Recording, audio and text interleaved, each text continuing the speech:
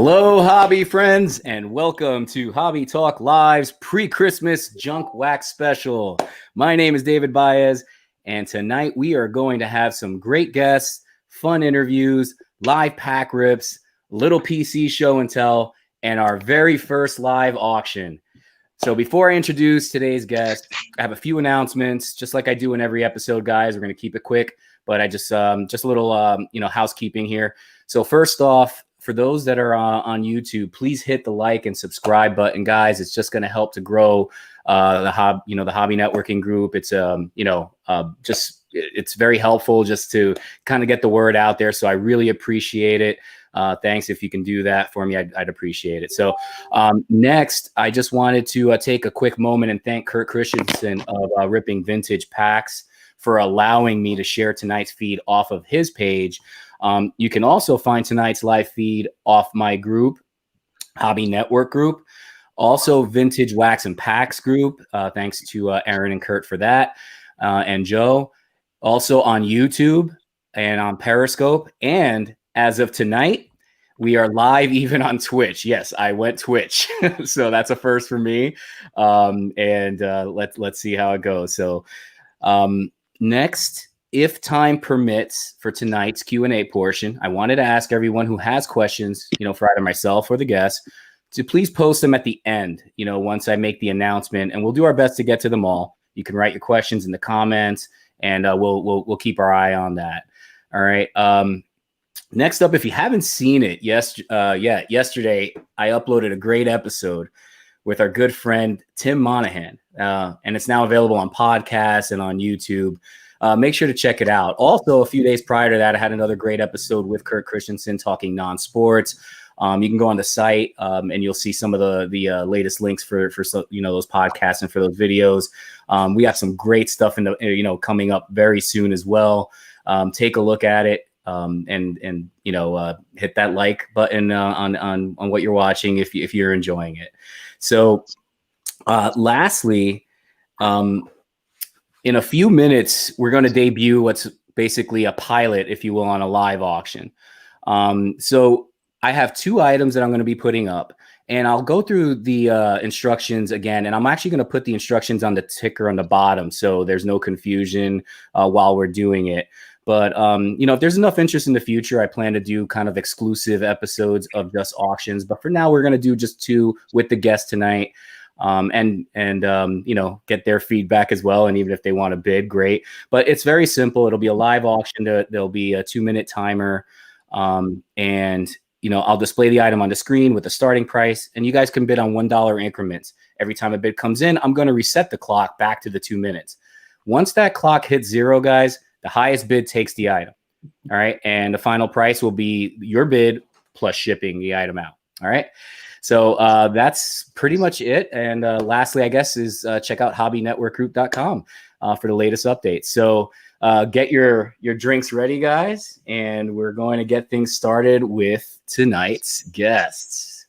So let's do this.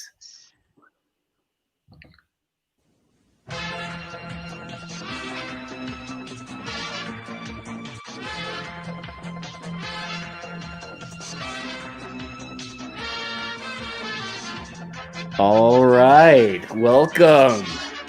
Let's introduce tonight's guests. Our first guest. What is this music? I knew you would love it, Aaron. Isn't this you, Aaron? That's old school Scrabble, man. Yeah, there's no discernible rhythm. I can't drop a bass line to that. I love it. So our first guest is one of our favorite junk wax collectors and is a monster fan of Hall of Famer Ryne Sandberg. Rumor has it he was at the Hall of Fame induction speech for Ryne Sandberg, but was quickly escorted off the premises for trying to get Andre Dawson to help him start the wave in the crowd. Please join me in welcoming Mr. Sandberg himself, Aarron Minson, to Hobby Talk Live. Thanks, buddy. Good to see you guys. I'm surprised you know about that. I thought those records were sealed. And our next guest is the first repeat offender here on Hobby Talk Live. He almost didn't make it here today for this episode because he received a hot tip earlier on a truckload of unopened porcelain cat wax packs. Please welcome back everyone's favorite hobby farmer, Kurt Christensen, to Hobby Talk Live. All right. Hey man, definitely don't want to miss those porcelain cats. They sell out. Oh man, that was awesome. Yeah, so you were the beneficiary of Scrabble music today. I'm going to try to mix it up every time, Aaron. So all right, guys. The bar is set right here. All you have to do is step over it next time for the intro music. Hey, how about you write me a song next time, buddy? Oh, jeez. Oh, here we go. Right out of the gate. We got some comments. I'll keep them on the bottom here, guys, for you to see them as well. Oh, so guys, we'll start things off like I do every live episode with a couple of ice-breaking questions. Before I do, I just want to mention we did have a third guest tonight. Unfortunately, couldn't make it. There was some personal matters he needed to attend to.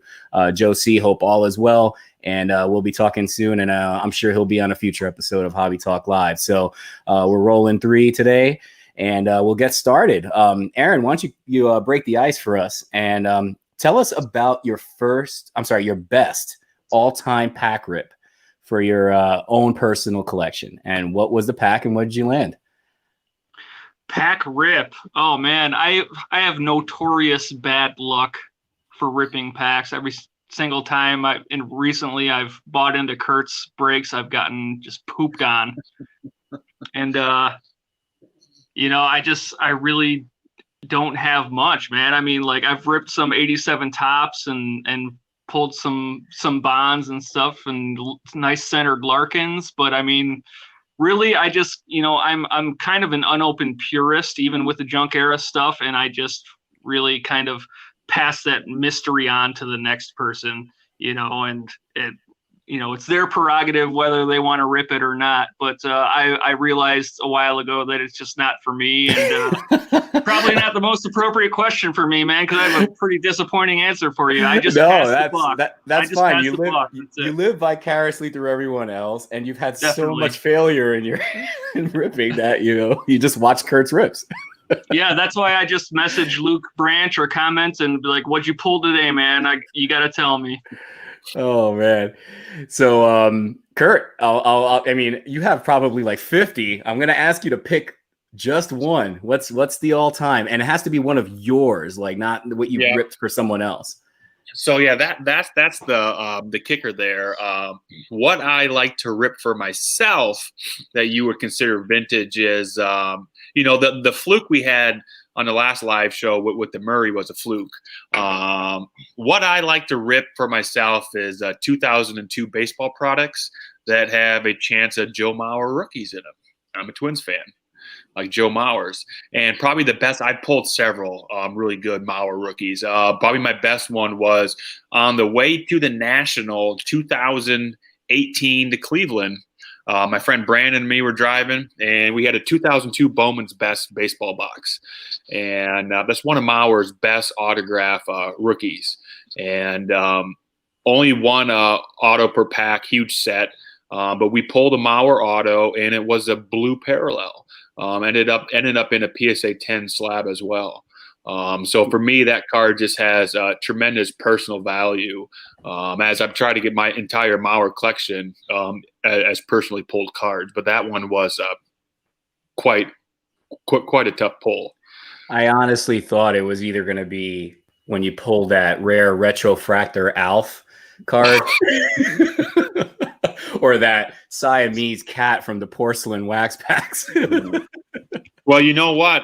We don't want to make stuff up, but the collection of yoga pants is a true story. What is that all about? I'm not sure I've ever heard of anyone like ripping product to get the card they want and actually getting it, especially with like a pretty rare variation like that. How much did you have to rip in order to land that one? I kid you not. Now, there's several other Mauer products that I've opened boxes and boxes and boxes. I've only opened one Bowman's Best box, and I hit it. So I mean, Wow. the luck on that was, through the roof. So I'm never touching another 2002 Bowman's Best box because it ain't happening No again. need. No Yeah, need. Nope. seriously. That's awesome. Yeah, so I'll answer the question again as well. Mine is. I think I know what it is. Go ahead, go for it. Is it that 78, that quote unquote questionable 78 pack that you decided to confirm for yourself? Ding, ding, ding, Yeah. Mr. Minson. Hold on. That is worth. Where is it? Oh, you got to be ready with those, man. I know. Hey, so no, seriously, that was. I mean, I don't have much luck. Joking aside, I don't have much luck with pack ripping, as you've seen, Kurt, in a few of my episodes already. I enjoy it, but I don't get much, and that was definitely the home run that I like all time, and I don't think I'll ever beat that one. Getting that Eddie Murray rookie that ultimately ended up a PSA 8. So, the bar, that's it. That's the only bar I have outside of some nice 88 Topps big baseball, but that's about it. Well, considering how unlikely you are to rip any more 78s, you probably, met the high water mark there. Yeah, that's about right. I don't think that's going to happen again. So yeah, let's move on here. So what was the let's go with you, Kurt, first on this. What's the one game that you watched that you got so excited about that you practically lost your voice by the end of the game? This question is going to spearhead in the two questions because it's a two-part answer. The first goes back to a disappointment for me. 2009 NFL playoffs. I was when Brett Favre was with the Vikings, and the Vikings and the Saints in the NFC Championship game. And Vikings had a chance to win that game late. Favre threw interception, Saints winning in overtime. It was the Bounty Gate game. Sean Payton got suspended for a year. The defensive coordinator got kicked out of the league. And I've hated the Saints since that. They won the game fair and square, but just for what they did to Favre, I just hated them for that. So flash forward to the exciting game for me was a couple years ago, 2017 in the playoffs. Vikings meet up with the Saints again. Vikings had Case Keenum, kind of a one-year wonder at quarterback, and battled all game long, and Vikings got down late and looked like they were going to lose, and they had the Minneapolis Miracle to Stephon Diggs as the clock expired, 60, 70-yard touchdown That's pass. Right. And I've lost my mind on that because I hate the Saints from 2009 and to watch them lose in that fashion and to see Sean Payton just, on the ground in disbelief. It just was beautiful for me. Awesome. Well, all right, Aaron, you're up. What do you got? I think I'm going to defer to you because I think my answer might be the same for both questions that you have coming up that are kind of related. I think the next one has something to do with the game that you were actually at, if I'm correct. Yeah. So then, yeah, that's right. Yeah. Okay. So yeah, why don't you go ahead and then I'll answer this one and then yeah, sure thing. the first one for the next one. Yeah, no worries. So for me, a game that I went crazy for, without question, number one on my list was the Steelers Arizona Super Bowl. Mm-hmm. I saw the Packers, the Seahawks game, but that was under a little bit of different circuit. I couldn't really watch the game, and it was really disappointing. Like the place I decided to watch it was not conducive to a Steeler fan. The game was kind of on. You couldn't really hear it. It was just a bunch of non-football fans. I was like, I'll never do that again. But the actual Arizona game was amazing. And I had just been there 2 games prior in Pittsburgh watching the playoff game live with my father and my brother. So it was just this nice sequence of events going into that game. And then, of course, the Santonio Holmes catch. I about lost it. I think I spilled every beer on the table. I think I went crazy. And it was a long night that night and a fun one at that. So that's my answer. Nice. So, Yeah. So, all right, Aaron, you start us off this time, bud. Yeah, man. I mean, for me, as far as just screaming my voice hoarse, it was a game that I was actually at back in the late '90s. I think it was even on my birthday, or I went there for my birthday. I'm not sure, but it was the game in which Sammy Sosa tied and broke Roger Maris's single-season home run record. And so that was probably the best game that I've ever been to, and definitely the one, in which I just wrecked my voice. When he tied and broke the record, the crowd went nuts. This is at Wrigley Field outside, and I couldn't even hear myself scream. Yeah. But of course I was throwing out there whatever I could to join the crowd, in that moment. Definitely the loudest crowd I had ever heard, and, the most celebratory crowd I had ever heard. And, it doesn't, with the way that the game has progressed now, like that home run race, doesn't get a whole lot of love, considering how far the game has come. But at that time in baseball, that home run race between McGuire and Sosa was a big deal. It really was. I mean, I seriously think it I'm not going to say it solely saved the game, but it was a big contributor to saving the game that was really in a valley. Baseball was in a dip at that point, and that really just instantly boosted baseball back on the radar and getting the ratings it deserved and all that. And then the rest was history, so to speak. A little bit of plateauing, but now baseball is more, to me anyway, baseball is more popular than ever. Yeah, I think thanks in part to that era, where the players were doing whatever they could to kind of nudge the game along and remind people what there was to love about it, and that's what we had in that day, and now the game has progressed past that. Yeah. But inevitably, I think we have, that post-strike era portion of the game to thank for, the game we love today. Yeah, no, it's an excellent point.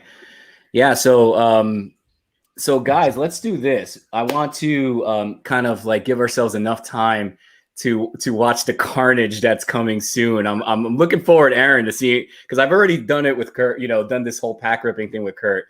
He makes me look god awful. I mean, every guest I have makes me look god awful. I'm looking forward to some Enrique Romos later because that's about all I get. But I'm looking forward to seeing what you're going to rip, and let's hope that you can keep up with Kurt, because I certainly can't. Oh man, you have actual expectations of me for this? That was your first mistake, man. Aaron, you're going to be better than me, so that means something. Hey guys, the bar was not set high, so that's not difficult to accomplish. It was awful. Hey guys, cheers, and thanks for doing this tonight. Appreciate it. So salud and happy Friday night to you guys. Absolutely. All right, so guys, again, work with me on this. This is the first time, and just like the first episode, there might be some kinks, but I'm going to start off doing this little teaser auction with you guys, and with the help of Aaron and Kurt, you guys gonna do some play-by-play or talk about the series. But I have just two quick items I want to put on here. It's gonna be real simple. I'm putting this one on here first. All right, I'll put a quick zoom in. It's an 82 Topps wax pack. Okay, PSA 7. This it's a very nice pack. It's serial numbers. I just submitted it last year. And the idea, again, guys, it's real simple. In the comments, you put in a number, and once the number comes in, I will turn the timer on. I'm getting it ready right now.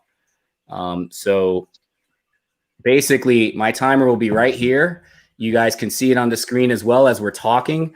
But if you're interested in this item, let's make it realistic. Let's just start it off at a very modest $20.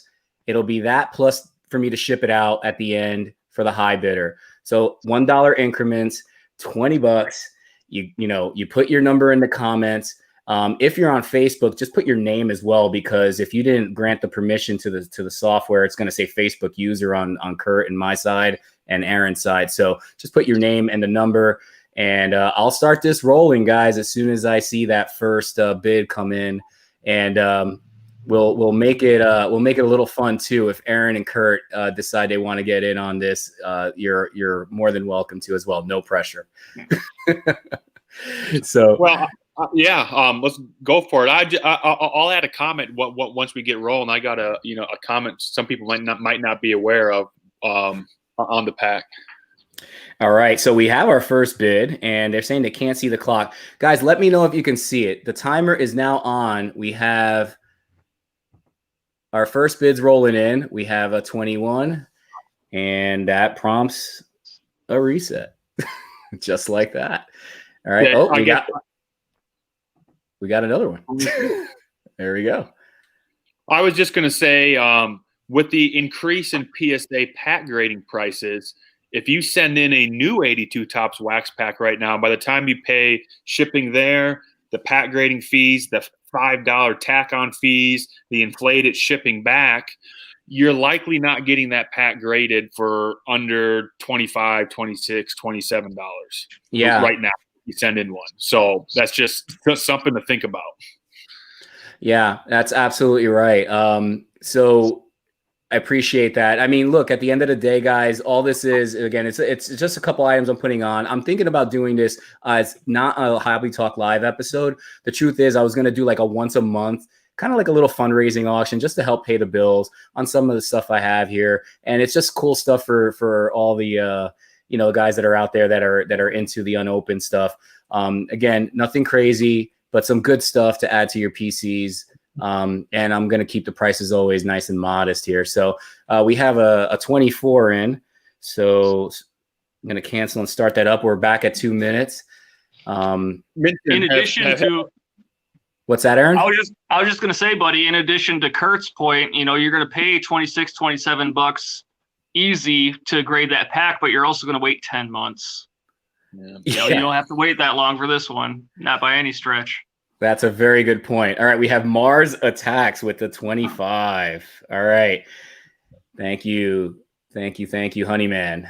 I'm assuming that's Honeyman, right, Kurt? Yes, it is. All right. His name should be Elf's Attack. That's right. So what if they come out with like an Alf, like True Hollywood Story or some crazy documentary or a remake of the series? Do you think that Alf cards like will explode, Kurt? Well, that truckload that you have will go up a double in value. Well, yeah. So it's hard for it to explode when you're sitting on such massive quantities of Alf. You're controlling the market. All right, you have to just release it slowly back into the wild. Yeah. All right, Aaron. Thank you so much for that bid, buddy. We are at $30. Aaron just put in a bid for 30 on. If you guys can't see it, I apologize. But just to reiterate, this is a 1982 Topps wax pack, very recently graded, about a year ago, let's call it. So newer slab, and it's PSA 7. All right, guys, PSA 7. And let me do this while we're doing that as well. I'm going to put a banner in the bottom because I want to make sure everybody's comfortable with this whole thing. That's just, scrolling with some of the quick, instruction, what the rules are for the bids. So in case somebody just logged in now, you're not lost. There's everything, how it works. And I kept it very, very, very simple. All right. So we are at $30. Sorry, my phone keeps on timing out. And there's a timer, guys. 1 minute, 10 seconds and counting. And you have a chance at a Ken Herbeck rookie that you can show off to Kurt if you land it. So if you're dangerous enough to open that pack, you better watch out for the Herbecks. Herbeck sighting. David, are you able to keep tabs on Facebook comments and bids? I can, absolutely. I have a bid from Andrew at 30, but Aaron beat you out on that, buddy. So Andrew, if you want to go higher than that, as a matter of fact, we do have some. We have some more bids rolling in. To reset that clock, we are at Jake has a $34 bid in. All right, Jake. All right, 34. And just like that, Jake loses his bid. We have Scott coming in now at 35. Jake will be back. And then we have Schlong Attack is a winner. Depends on whose. Yeah. Oh, wait a minute. All right, guys, we have a new high bid. We got a couple coming in and some of the same amounts, guys. So just in fairness, if you're not seeing it, I promise you, I am picking if the bid's the same amount, I am picking the first of those highest bids. And then I'll make a reference to if you guys bid as well the same amount.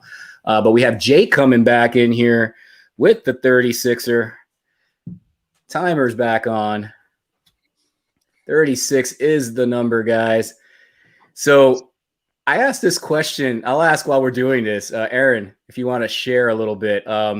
What's the one game that you wanted to you were so upset about that you wanted to just throw your beer can and destroy your TV? Is it the Bartman? Is it the Bartman game? Not even close, man. It was Game 7 of the 2016 World Series. Chicago Cubs and Cleveland Indians. That Game 7 was... That's brutal. As much as it was an epic game, I can only imagine for both sides, it was just treacherous for anyone watching that had a skin in the game. For me, I just... by all accounts that I've heard, I was just even paler than I am now and just rocking in my seat, and I had no words. I was quiet through most of the game. That just speaks to the anticipation of the whole thing. I knew I couldn't live down. If the Cubs were to have lost that game in that series, I never would have lived it down. But luckily it turned into the fourth best day of my life, as I tell my wife and children. So real quick, Scott, you have the $37 bid. Aarron, Scott did beat you out for the 37. All right. So I saw yours, Aarron, but Scott did beat you out. So Scott has the 37 and timer has been reset.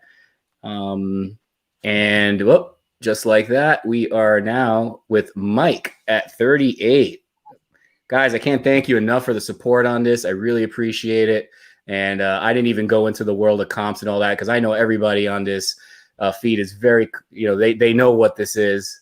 So thank you again for the support on this. I really appreciate it. So Mike, you have right now 38. Guys, keep in mind there might be a slight delay in when the comments get to me. It happens with everyone. Kurt's very familiar with that as well with his software. So don't wait till 3 seconds left to put your bid in. I would probably buffer about 30 seconds before I can see your comment. So give yourself enough time to get that in. All right, guys. So no sniping here, guys. Yeah, your sniper app will not work here. Nice, Aarron. Oh, yeah. What's that? I was going to say Minson on that World Series game as a watcher who had no skin in the game. I watched that game from start to finish, and hindsight's 20/20, but the amount of questionable managerial calls in that thing, I was losing my mind as somebody who didn't even care. What was going to happen in that game. And I just it was like, oh my God, I couldn't believe some of the decisions that were being made. And I couldn't imagine having, skin in the game because I was losing it and, I didn't care who won. Yeah. So real quick, guys, Dave Sleeper, thank you. You are now the high bidder. Ooh, did we just lose Aarron? We did. Uh-oh. He was so upset at your comment, Kurt. I'm guessing his battery just went on him. So hopefully he gets back in here. So Dave, you are the high bidder currently. And let's get Aarron back in. He quickly got back on. I'm guessing dead battery or fat finger syndrome there. No, I think it might just be a sleep setting I have on my phone that I didn't deactivate or something after inactivity. I'll just make sure to touch on my phone every once in a while to let it know I'm still here. Hey, Andy, yeah, I'm with you on the Facebook comments, buddy. Like I said, the best thing I can do considering the circumstances is just make sure you guys give yourself enough time. If you do it about 30 to 45 seconds, I will definitely get it before the clock hits 0. So, just make sure you give yourself enough time. Right now, our timer is at 56 seconds. Dave is the 40 with 40. Wait a minute. We do have a higher bid. All right. guys, whoever put this bid in, I need your name. All right. So I have, because it didn't come out, $42. I don't know if that was an actual bid or you're just making a comment. So, I'm assuming that's a bid. So I'm going to reset the clock. Whoever that Facebook user is, comment with your name, please. And then that way I can put your the name to the bid. Or Aaron. Otherwise, if you're in vintage wax and packs, we're coming for you. And I think all right, Aaron, it's Aaron K. All right, so Aaron is in at $42. All right, we are at 1 minute and 30 seconds left on $42 for the PSA 7 1982 Topps wax pack. All right, we have another one. All right, we are at 43. Thank you. That's Andrew. Thank you, Andrew.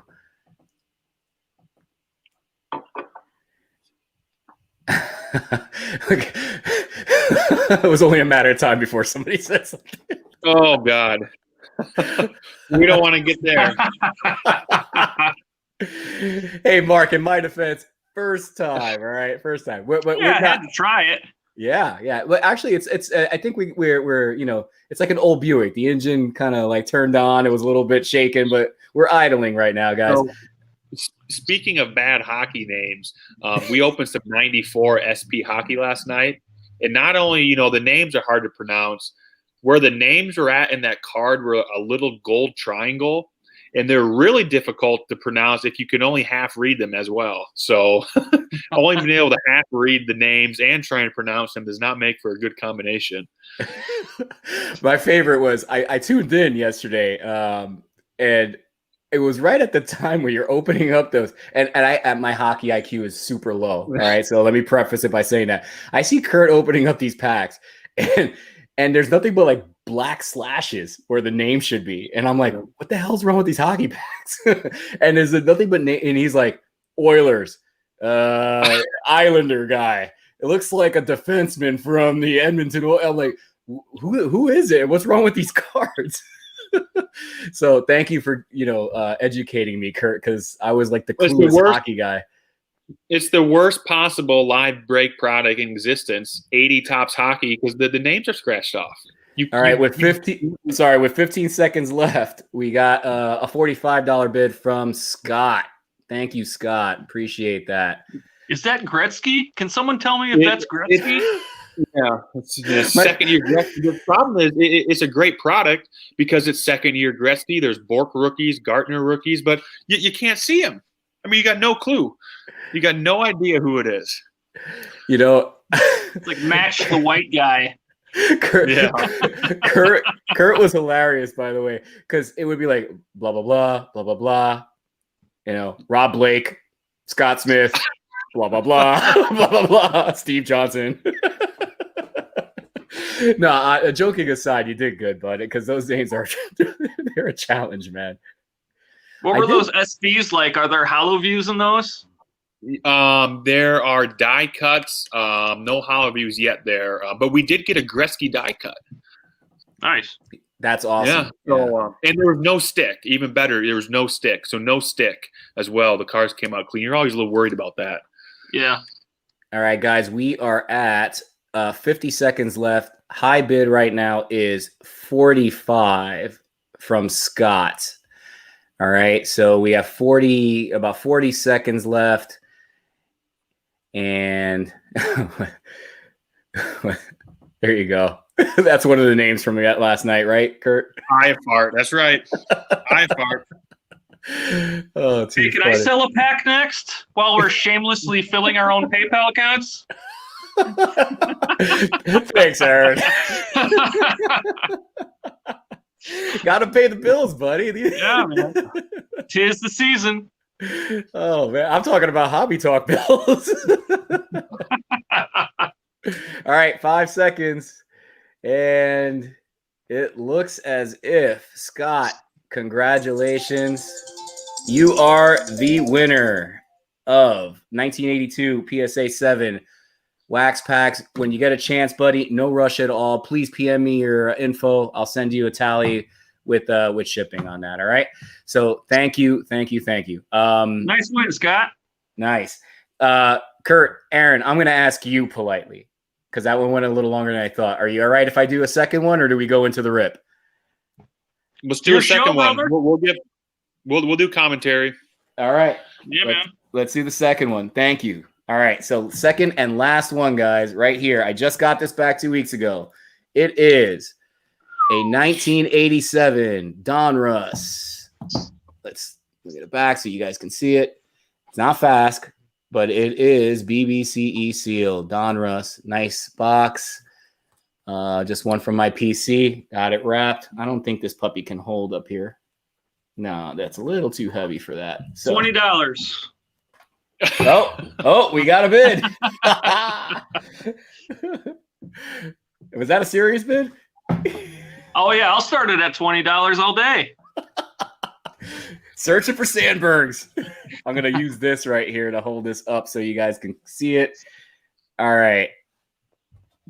And we'll wait for that first bid to come in. Whoever. Oh, wait. Actually, we do have a first bid, right? That was a serious bid from Aaron. Minson starting us off. Minson is starting us off with $20. Scott, thanks again. Appreciate you getting in on that and being the high bidder. Seeing the comments rolling in. How's your cousin doing, Dave? So if anybody's not familiar, the cousin they're referring to is Steeler Dog back there, who's rocking my mandolin. We call it a cuatro in Puerto Rico.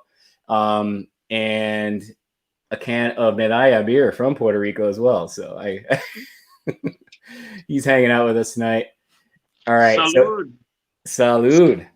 So 87, we have Scott coming in. Actually, Dave did beat you out. Dave Sleeper is the next bid. Aaron, sorry. You will not be winning this 87 tonight. I will not be stealing the 87. Oh man. So again, 87 non-fast but BBCE wrapped box just came in a couple weeks ago from Steve. We have Dave in at 25. Scott, your bid also came in at 25, but Dave did beat you out. All right, I see it, but it came in late. All right, next bid is all right. All right, next one's in. Scott comes up 28, and timer's on.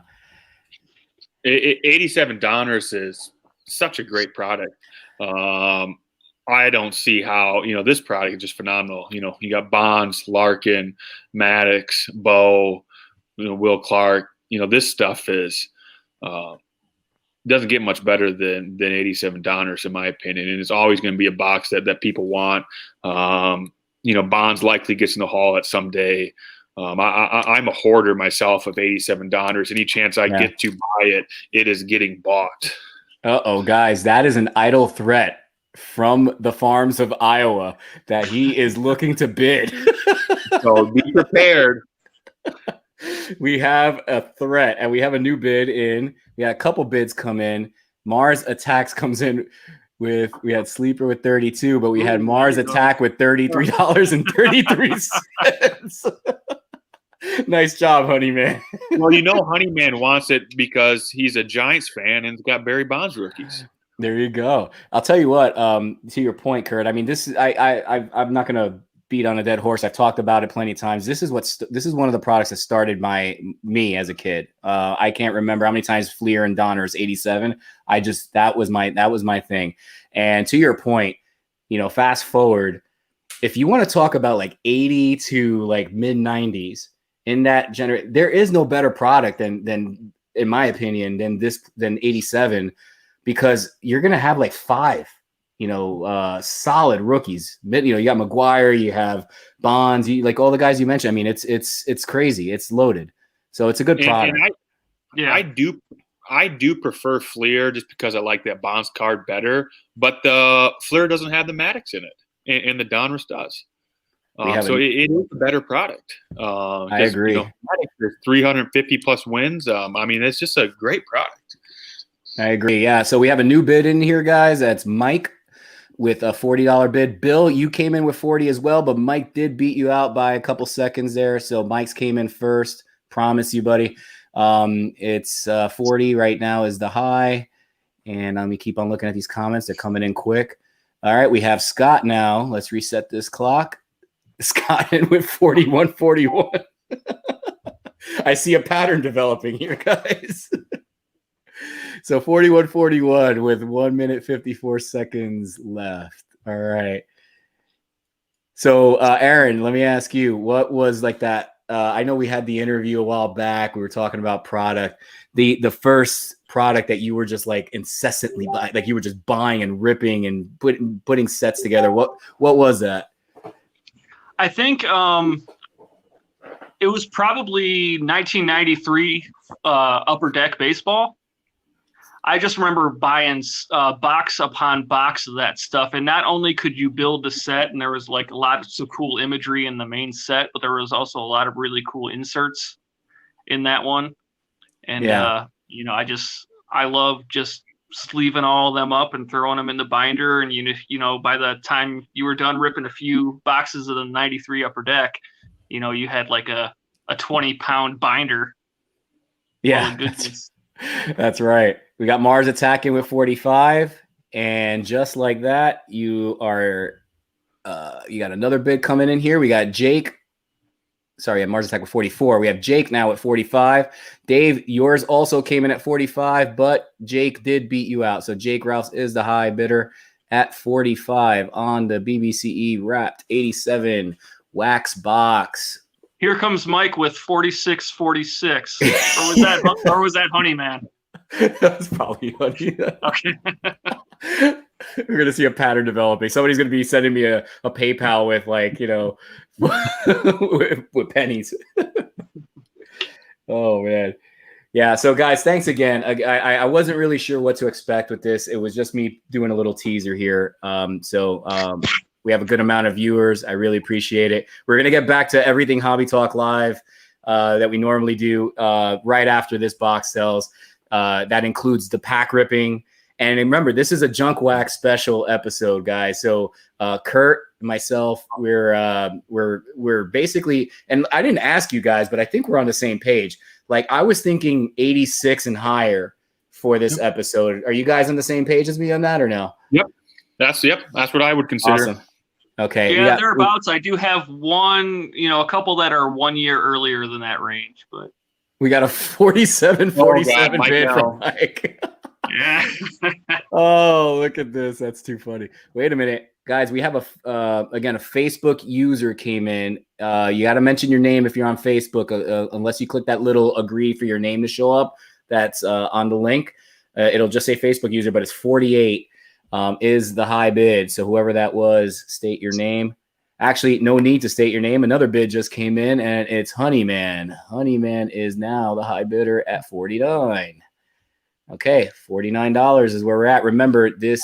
You see the rules on the bottom. That'll be high bid plus shipping for the winner. So on this one, I'll probably wrap it up in a medium. What do you think, Kurt? Medium flat rate box will do it. Yeah, or if you have a regional rate A box, that'll work as well. I guess depending on location, right? Because like Honeyman being out in Cali and I'm in the East Coast, that probably wouldn't work for me, right? Nope, it would not work. But for you, for you, you're medium flat. But if I was shipping to Minson in Illinois, a regional rate box would save $5. All right, we got another bid. I'm assuming. Yeah, no, that's definitely a bid. All right, Mark with 50. Go shorty, it's your birthday. Everybody is going to be blown away. I'm telling you what, with what I'm going to be ripping tonight. It's going to make history on junk box ripping. Hold on, let me cue up the Carmina Burana. And it can't be Porcelain Cats because that's 1983. Oh, man.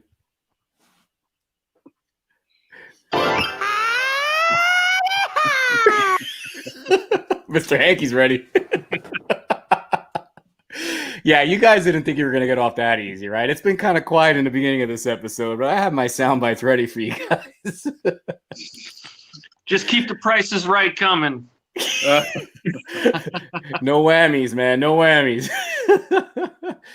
Oh, look, this is funny. Will this box be signed by the three of you? All right. We have a new bid. Scott in with 51. Clock is reset, guys. 51 is the high bid. Thank you, Scott. Yeah, that was I got a couple queued up for you, Aaron. But again, this being like a late night talk show, we're gonna have to ask you to grab that bass for one of these episodes and do a jam for us while we're doing the auction in the future. Yeah, you're gonna have to give me some heads up. That thing is cumbersome. It takes some doing to lug it in here. Do you play the more traditional well, that is a traditional, but the like an electric bass as well, or no? Oh yeah, I play primarily electric bass, but I really love playing the upright bass. You know, it's more interactive instrument that you can pound on and get a nice sound out of it. So I love it. Those videos you were putting on during COVID era with the junk wax in the background, that was classic. Yeah, man. Yeah, that was awesome. Yeah, right, I should have kept on that train. It was a lot of fun. Yeah. I mean, I don't call myself much of a player, but I did dabble in and during those really rough months in April, I wiped the dust off my guitar and just started playing along too with the kids and all that. So all right, guys, we got about 35 seconds left. 51 is the high bid. If you're gonna get in now. Remember, there is a bit of a delay for the comments to come in, but 51 is where we are at on the 87 Donruss. Kurt, what are you drinking tonight? I got a Blue Moon. Ooh, nice. A seasonal variety or just true Blue Moon? True Blue Moon standard. All right, 6 seconds. Looks like we are. Looks like we are done. Yeah, no comments. All right, no comments. Is that a sweep for Scott? Yeah. Scott, 51. Congratulations. We'll be putting both of these in the same box, my friend. Save you some shipping. There you go. All right, guys. Thanks again so much for that. And if you guys like that, like I said, in the future, it'll be completely separate from this episode down the road.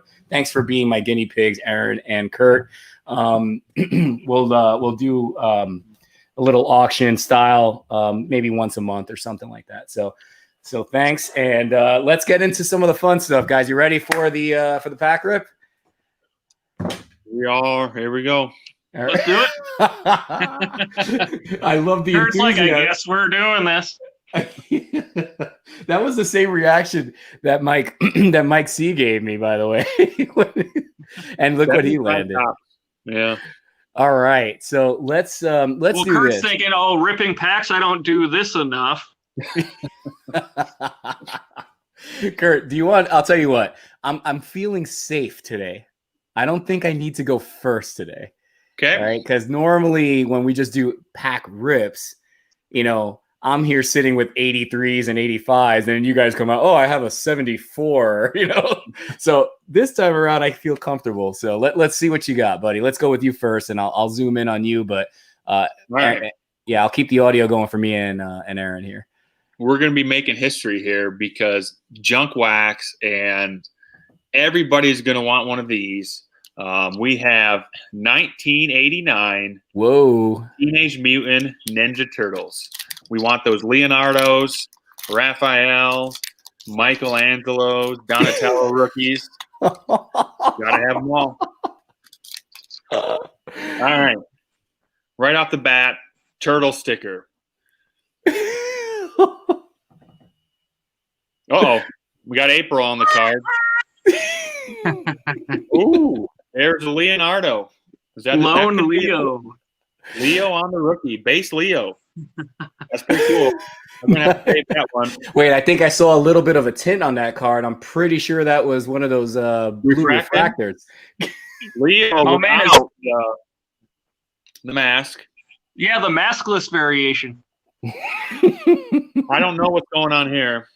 Mutant henchmen, and there's the whole gang. Oh, that's awesome. All right. Ninja Turtles. And if you want to get worse, guys know me from the rips on this. This is quite possibly the worst project ever. But this is 92 Classic 4 Sport. It is total crap.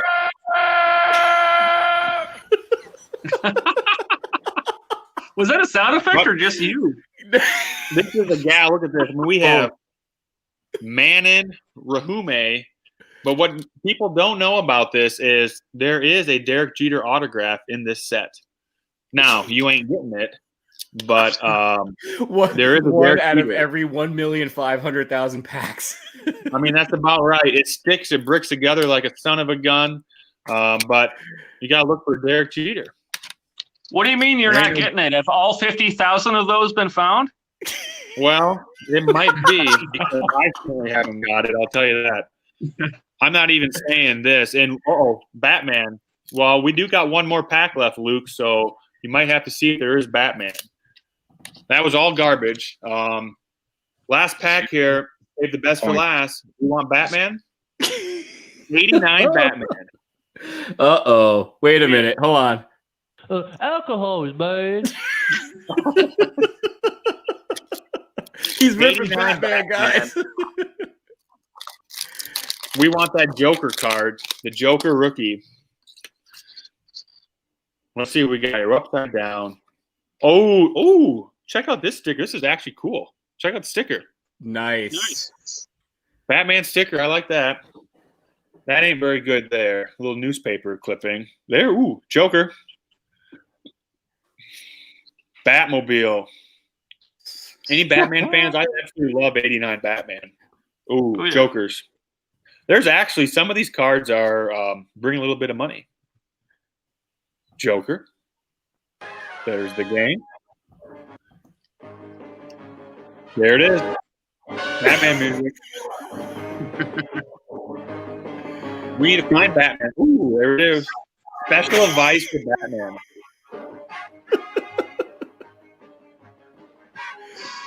Newspapers again. That ain't good. Repeat.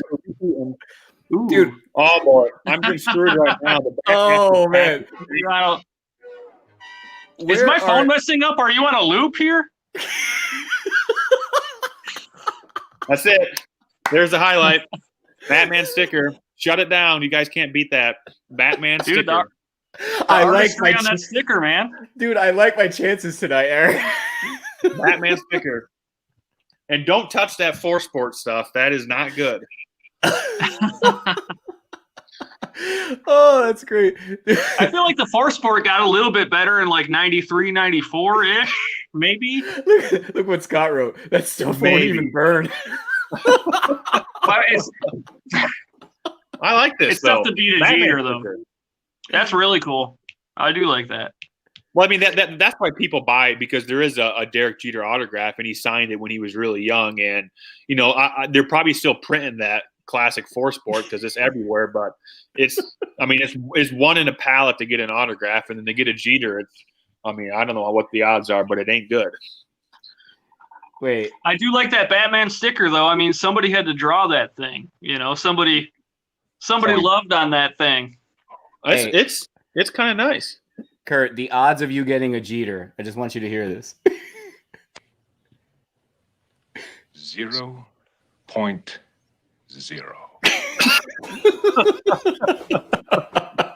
Just making sure you understood the math there. Make sure I understand. That was pretty definitive. Jeez. Oh man, too funny. Well, that was what else you got, Kurt? You want one more? Go for it, man. This is awesome. I got one more, and you want 78? Dude, you're killing me, Smalls. Oh, nice. Hold on, I gotta cue up the music. Hold on. 78 Grease. This is 1978 Grease. Let's see what we can find. Oh, the gum is a little dicey. Is it gone? It's not gone. There's Sandy. Look at that. Yeah, right. Yeah. Upside down. Where's John Travolta at? He's coming. Whoa. We got Rizzo right there. So wait, what are we looking for here? We're looking for, I don't know. Right there, we're looking for the T-Bird, John Travolta. Oh, nice. He gets the T-Bird rookie. T-Bird. And there's stickers. We ain't looking for that. He scores. We ain't looking for this. I think you're looking for what's her name in that tight black letter out. He's my boy out of my butt. There's a sticker. That's kind of cool. I really like these stickers. Maybe you can put it on your Trapper Keeper. Yeah. Put it on the bike. Should I put it on the bike? Oh, the spokes. Oh, man. Wait, this one came from Dan, by the way. Worst episode ever. There's Sandy. 6 card set, 12 cards per pack. Man,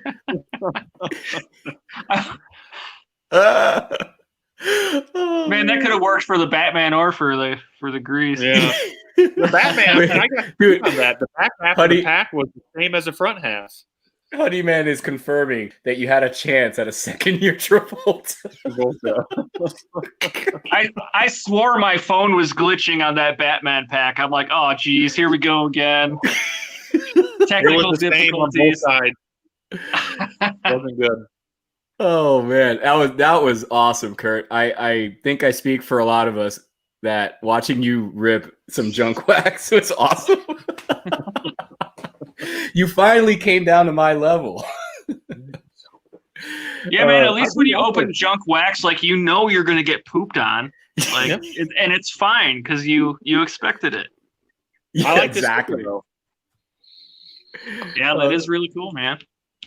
All right, Aaron, you're up. You ready? Oh, sure. I got a few here.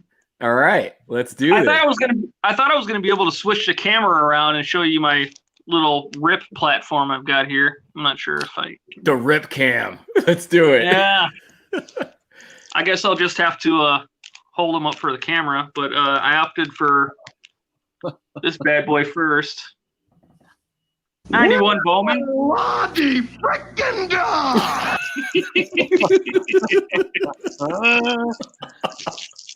Later, I'm going to use the commons for rolling doobies.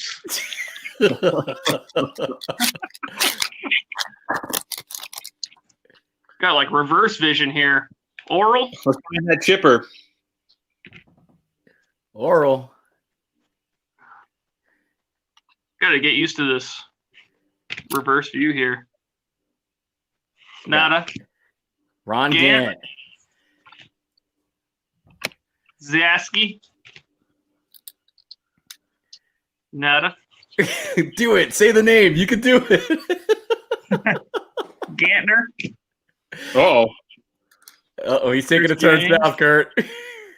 Brooke Jacoby. Oh, here you go, Kurt. Bonds. Nice. Very nice. Very nice. And I agree with Honeyman. 91 Bowman is not junk. Seriously. No, man, this stuff is loaded for sure. Hey, Aaron. 5 Hall of Fame rookies in it. Kirk Gibson. And then the Lofton and even like the Karos and a couple other oddballs are like no slouch of a rookie, to have in support of those. Agreed. Hey, Aaron, on 91. I find your lack of faith disturbing. Dude, I live and breathe this stuff, man. Larkin, that's a good one. Meesk. Corey Snyder. Is that Corey Snyder from the Indians back in the day when he had some hype built up around him? I don't know, maybe. I don't know. Brian Bonds. McFarlane. Rhodes. Oh, man. There he is. Oh, Herbie time. You're not going I think you just won. Yeah. We got to quit. You just won. No. Whitaker. Rigetti. Witty. Garces, Munoz, Cole, Merced. You know, no one was showing on the back, or else I would have detected that shit already.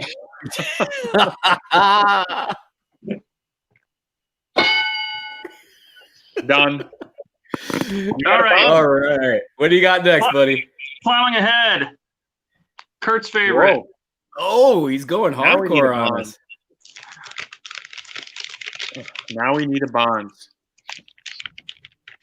I'm kicking myself a little bit for who's on the back. I totally missed it. That's coming soon here. The spoiler. Hey, put it on the other view. I can't see what I'm doing. Thanks. Baylor, Brown. Oh, man. Herbie. Double Dang. Herbie. Dude, it's Herbie night on Hobby Talk. Quinn's all over the place. Man, Herbie's got a little cushion for the pushing in that picture. Tacos. Petrie, Barry Jones, Traber, Lee Smith. Lee Smith, all right. Yeah, in the right uniform and everything.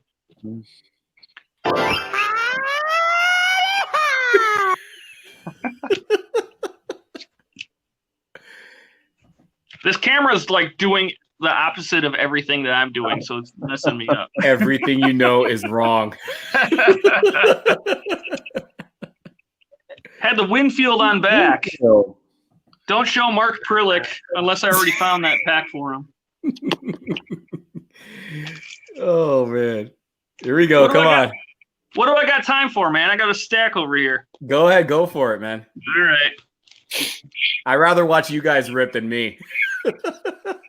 This is 87 OPG baseball. Dude, we need a bond.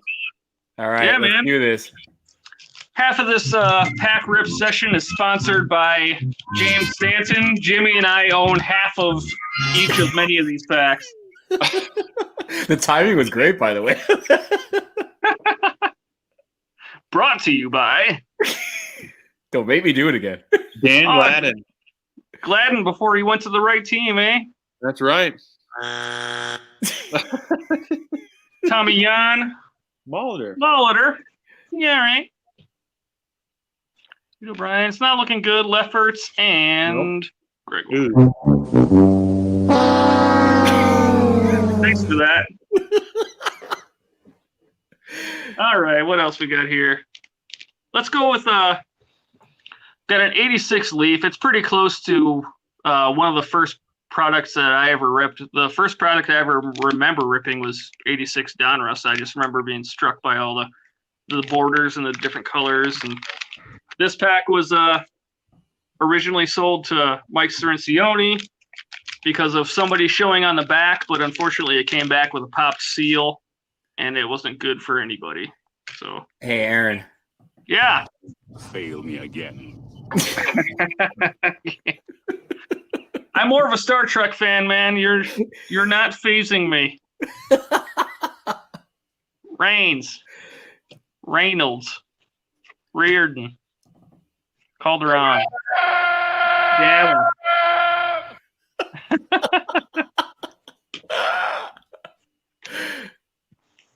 Ooh. Oh, God. What's going on? Oh, Seaver. Ooh. Yeah. There's the Seaver. OC See? Seaver. That's proof a broken clock is right twice a day because I managed to pick him out. But again, the seal popped on that one and rendered the pack useless from a grading perspective. Yeah. What do you think? One more? Go for it. All right. Ooh. Fuck it. Let's do it. We need a pocket. Phuket. All right, come on, Aaron. You've got to be kidding me. You guys are going to laugh. Oh, You're gonna boy. laugh. Uh-oh. Whitaker. Brenly. Griffey Sr. Steve Trout. George Brett. Brett, nice. All right. Yeah. We're looking good here. Jorge Orta. Oh, going south. Alan Schrammel. Back north. Grandma. Chad Clark. Clack. Oh man, Winfield and Mattingly. This is a Whoa. loaded pack. Great pack. Wait, Richard Dodson?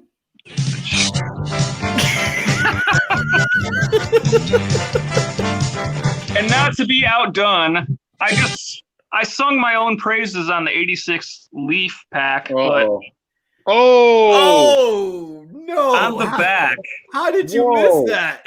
I have no idea. Whoa. What the hell? Wow. What the hell? You should never do that. I have no idea, man. I had it set aside as just an extra pack that I had to fill boxes or whatever, and it never even registered. Wow. But luckily, Kurt found and submitted one on my path.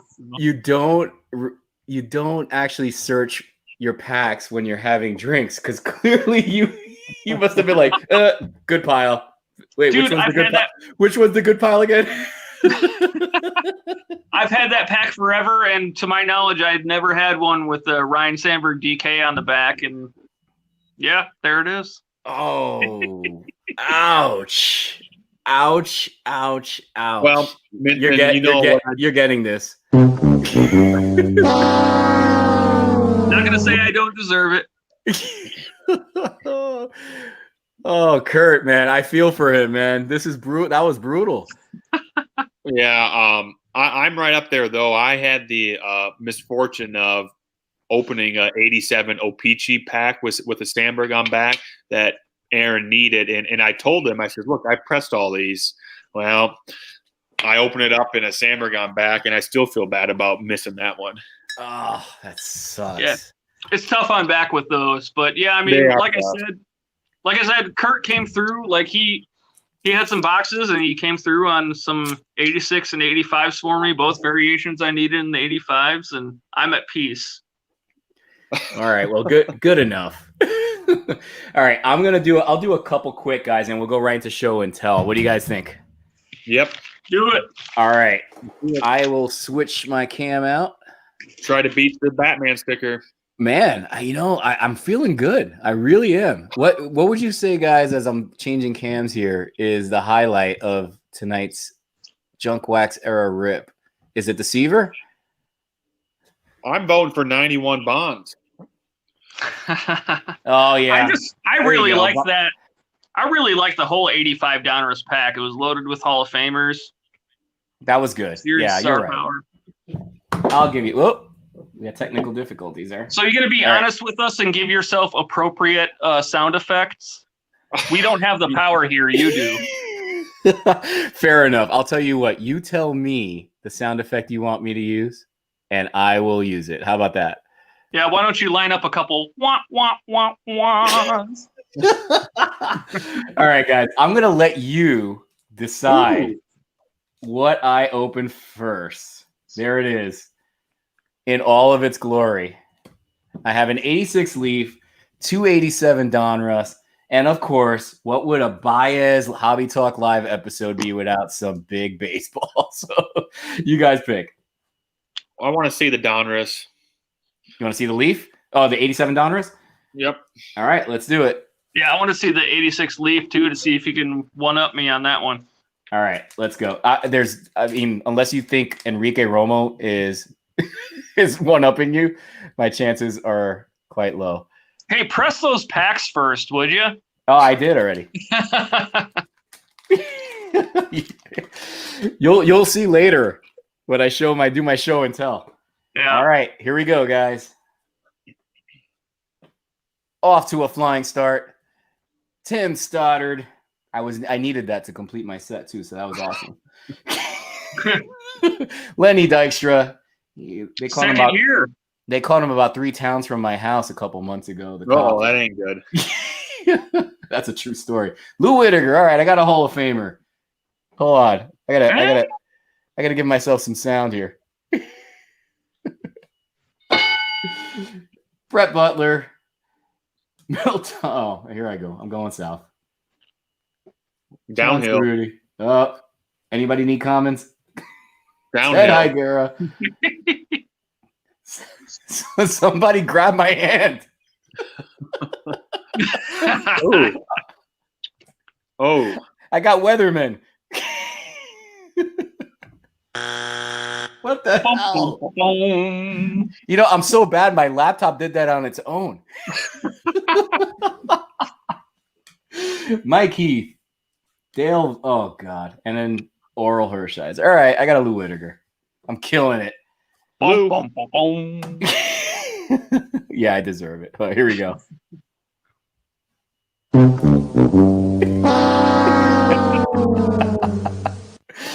Oh, I can't let this one go to waste. I got Calvin pretty good on the last one. Big bucks, no whammy, stop! Stop it, oh.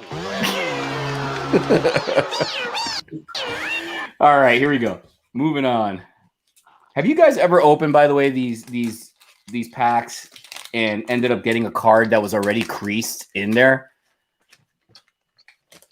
I've seen some, yes. It happens. Okay. That was just crazy. I've had that happen to me once or twice. All right, here we go. Dan Gladden. I'm going to go quick here. Bill Mooneyham. Oh, good Lord. Joe Ursulak. Bud Black. Ed Lynch. Randy Hunt. Why am I doing this? Why am I still doing this? I'm still doing it. What the hell's wrong with me? This is ridiculous. You're all right. Boy. You're cool. I'll buy you a beer. Like the hat. I could store my keys up there. Steve Barr and Paul Ass. Oh, boy. Hey, Paul Assenmacher was a critical part of the early 90s Chicago Cubs team, especially in the clubhouse. Everybody thought there was only one ass in 80s baseball, but there's two. I'm gonna drink to Paul Assenmacher. Yeah. All right. You know what? Cheers to that. Hey, don't think you're getting away without giving yourself a shitty soundbite there. All right. You're right. Oh, there we go with Mark N with the knowledge on the autos. 1 in 2,100 packs. Dang. Worst episode ever. All right. I helped. All right, I'm going 86 Leaf on this one, guys. Let's see if I can. I doubt I can one up you, Aaron, because that was pretty good. I think I just got the Seaver in that one. Look at Sleeper knocking him dead, Dave. I'm doing what I normally do, Sleeper. Let's see you get a pucket.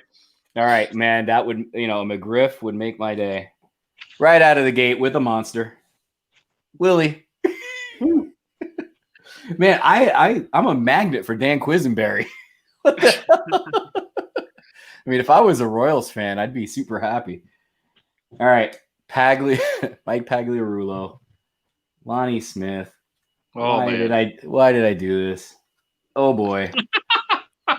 Oh man. All right, I got one decent one.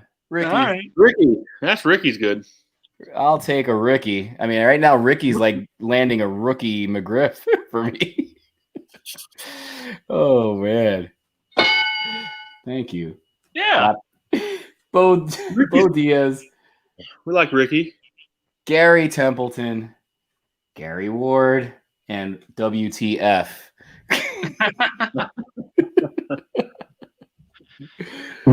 Oh, this hurts. This hurts. I'm going to spare you not opening these because I know I will get star power. Whoops. It keeps on falling. Yeah, my camera wants me to open them. All right, guys, let's go back to the cam here. I think I've done enough damage for the night, and I've proven to everybody that I am a terrible pack ripper, which is why I became an open collector. Amen. Seriously. Oh, let me get you guys back on the screen here. All righty. Well, I'll tell you what. I mean, I landed two Hall of Famers in 3 packs. That's actually pretty good considering my math in the previous one. So I'll take it. So guys, let's go ahead and do some show and tell. Who wants to start us off? Let's I'll Kurt, you're going vintage or you're going modern or junk? I have everything is 86 and old, or newer. So I have nothing. I'm in the era that we're talking about, 86 and newer. Okay, then you go first.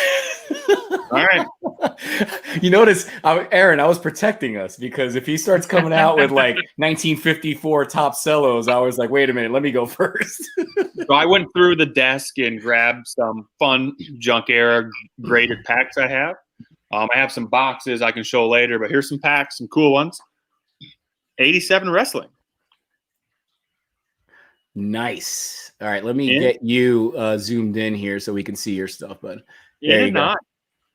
Wax pack, very tough in a 9. 87 wrestling. Wrestling has exploded, so that's a cool pack. Hockey fans, you know I like me some hockey. How about look what Scott wrote, by the way. Start low, David, go. Oh, that is nice, pop. Kurt. Gretzky on back. 7. This is a beauty. The Joe Sakic rookie, the highlight of 89 tops on back in an 8. Very nice. And we just as well have his counterpart, Sakic on back of an O-Pee-Chee 89 pack. Very nice. We have the great one on tops. How about Mario World right here? Super Mario Lemieux. Firing with the junk wax power here. Man, those O-Pee-Chee wax packs grade clean, don't they? Oh, I love grading the O-Pee-Chee wax. And I got a few others here. Here's some dual star packs. You know I like dual star packs. 88 Fleer, Gary Carter, and John Mattingly. That's a night. I love that. Love the dual stars. You will really like this one, David. Ripken, and there's Carter on back. 87 top. Oh, that's sweet. Love it. And how about a couple football packs? This is hard to call junk wax because 89 score football is off the charts, but with the Michael Irvin rookie wow. of the football pack.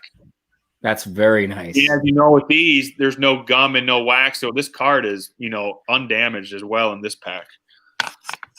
Very nice. And how about a little more football love? 87 with the Jim Kelly rookie on back on the wax pack there. Wow. Can you turn that around? It ain't going to see it. It's tough. Right. Yeah, there's a bit of glare. That's is that one of the new that's one of the new flips, right? That's the new slab. That's right. The new slab. I love them. Well spotted on that. Well spotted. Well spotted on that. I appreciate it. Yeah, and he's gone again. All right. And the last pack. Well, if Aaron's not here, I'll move right to the wax boxes too. Here's the last junk era pack. Check out this. The Favre rookie pack in a dime. Boom. With Cornelius Bennett on top as well. Wow, that's great. Brett Favre. Fav. There he is. That's a great pack. So awesome. There's my packs. If somebody else wants to go out, I can show some boxes later. No, go for it. Yeah, please. All right. Yeah, go for it. Boxes. If we're showing boxes, I got to be showing RVP stuff. I'm a huge traded set fan. These little guys. Yes. Yeah. These are junk era golds. David, you know what I'm talking about here. Yes. 91 traded FASC sets are loaded. I just love, guaranteed hits if you're opening them untouched. I got them all, but I just brought a few to show. Here's 88, another great year for traded sets. My personal favorite, and this one I think is not to give anybody any inside info because I don't know anything, but if anybody's looking at buying something to stash away, 86 Fleer update sets, cases are incredibly tough to find. Way harder to find 86 Fleer update sets than 86 tops traded. And, of course, the Fleer update has Bonds. I was going to say it's Bonds, and who else is in that besides Bonds, or is it just Bonds? Bo Jackson's in there as well, I believe. Oh, Bo. Will Clark. Okay. But I mean, of course, it's Bonds. But these sets are hard to find sealed, much tougher than the top. So this is one of my personal favorites here. The Fleer updates. I bought a couple cases off a guy this summer. So there's some traded sets. We want to keep going with Bonds. Nice. 87 Fleer baseball factory sets.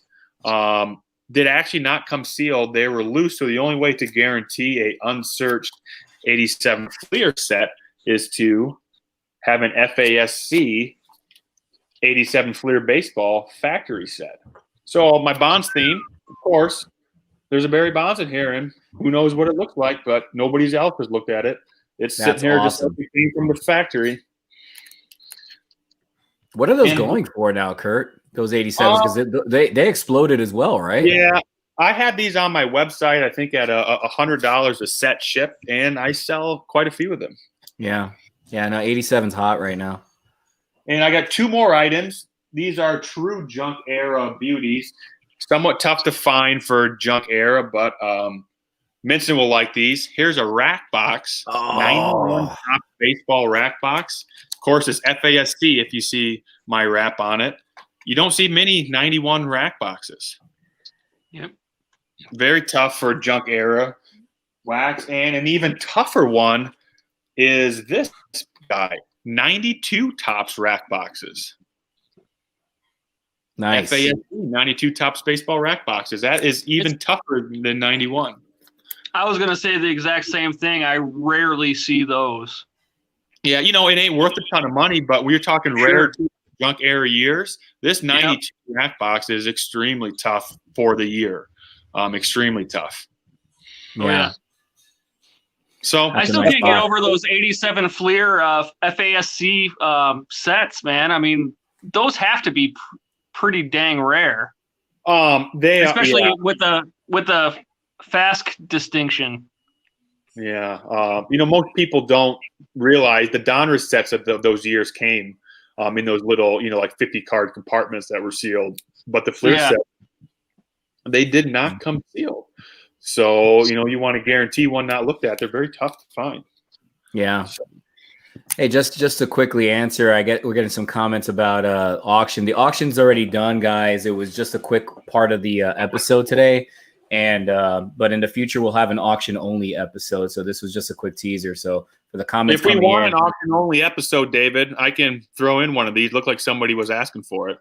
Awesome. So, yeah, no, I appreciate it. Absolutely. We can definitely do that. So yeah, I'll definitely put out some information regarding auction only episode. We'll keep it separate. So, you know, the Hobby Talk live piece will just be us ripping and, you know, having drinks and doing some show and tell, but we'll do the auction separate in the future. So guys, the two items we're already over and done with, and we're just doing some show and tell right now.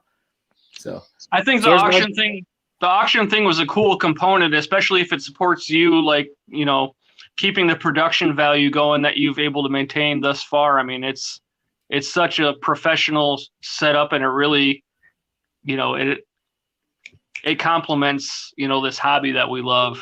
I appreciate it, Aaron. And that's exactly what it is. It's definitely not you guys all know me well enough. It's definitely not any money grab or anything. It's just me paying the bills, as I said earlier. So I appreciate all the support from everybody today, and down the road when I do it again, I appreciate that support as well. So thank you guys.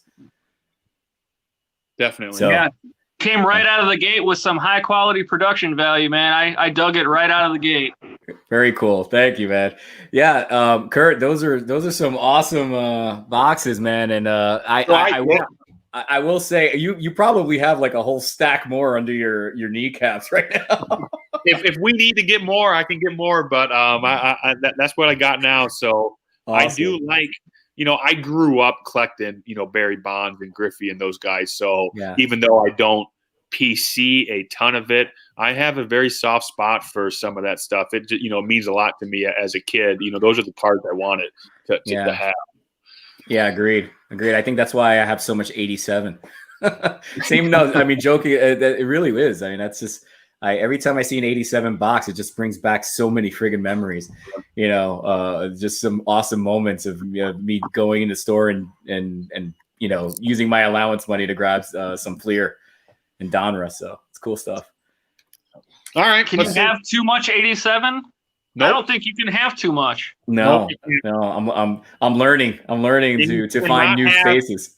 You cannot have too much 86 tops traded or 86 Fleer update either. Yes. 86 tops you can have too much of, but traded and Fleer update that stuff you cannot have too much of. That is amazing stuff. Barry Bonds. That's good stuff. You've probably seen some of my recent orders on your site. I bought some 86 tops traded. I love it. That's one of my favorites too. Aaron, I'm sorry. I didn't mean to interrupt you. No, you're good, man. I like the addition of what looked like was maybe your business card on the bottom of some of the traded sets, which would otherwise be blank. Yeah, man. Yeah, it's a nice touch. So if anybody's got issues or, then they can get a hold of me. Awesome. Yeah. So, Aaron, do you want to go? Oh, go for it. I'm next. I'm done. Your call. Rock, paper, scissors. I'm just telling you. I still have some sound bites I haven't used. I could still use it for show and tells. Oh man. No, go for it. Wait. Batman.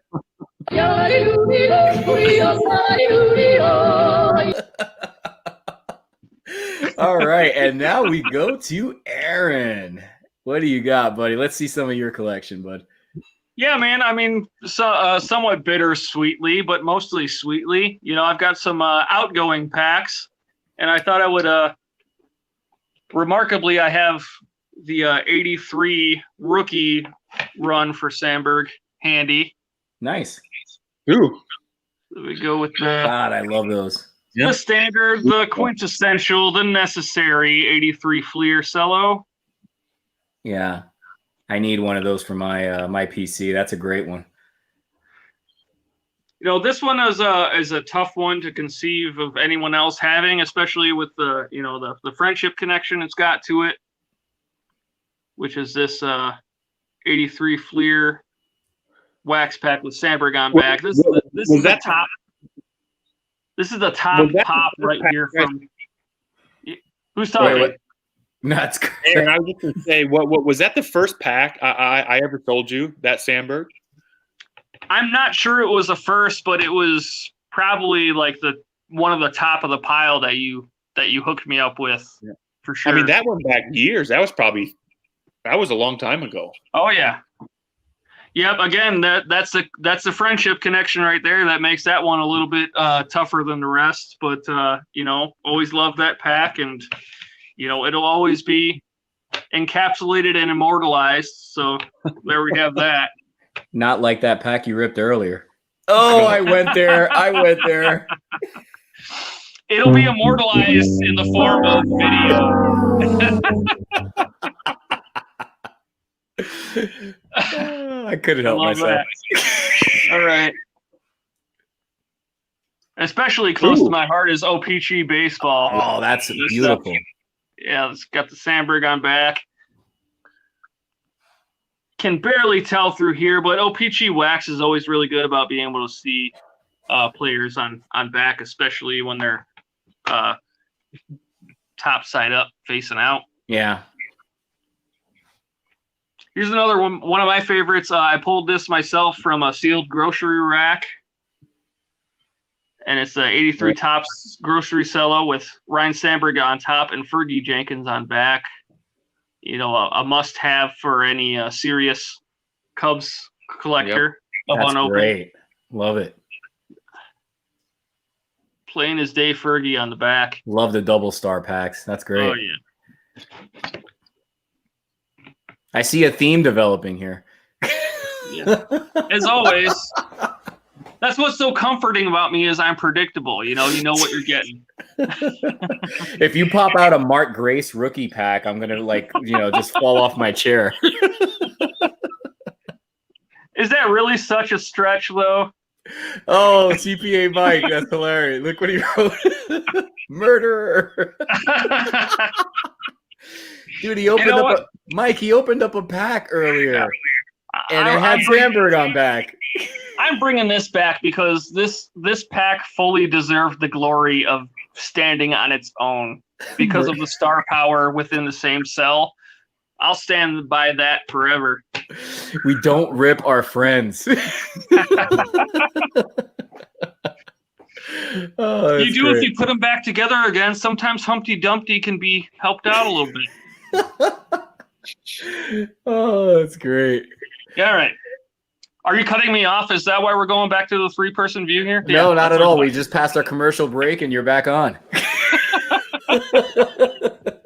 I'm gonna put. That was a perfect time for a commercial. There you go. I'm All gonna right. put like the music on, like in the Academy Awards, and just make it go louder and louder and louder.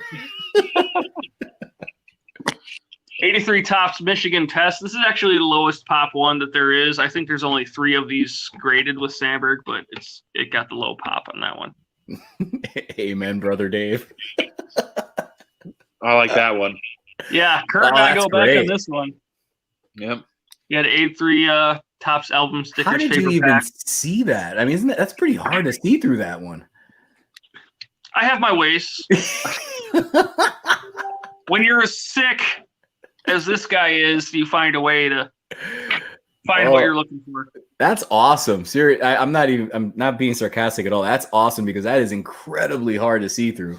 Yeah, it was a hard fought pack, like a lot of them were. Yeah. Awesome stuff. What else you got, bud? Just 2 more. All right. You know, I'm sure this pattern is getting exhausting by now, but Come on, throw us off a little bit. Throw an Andre Dawson in a Cubs uniform. you know me better than that. I've owned a 1-track mind for like 4 years. Fergie.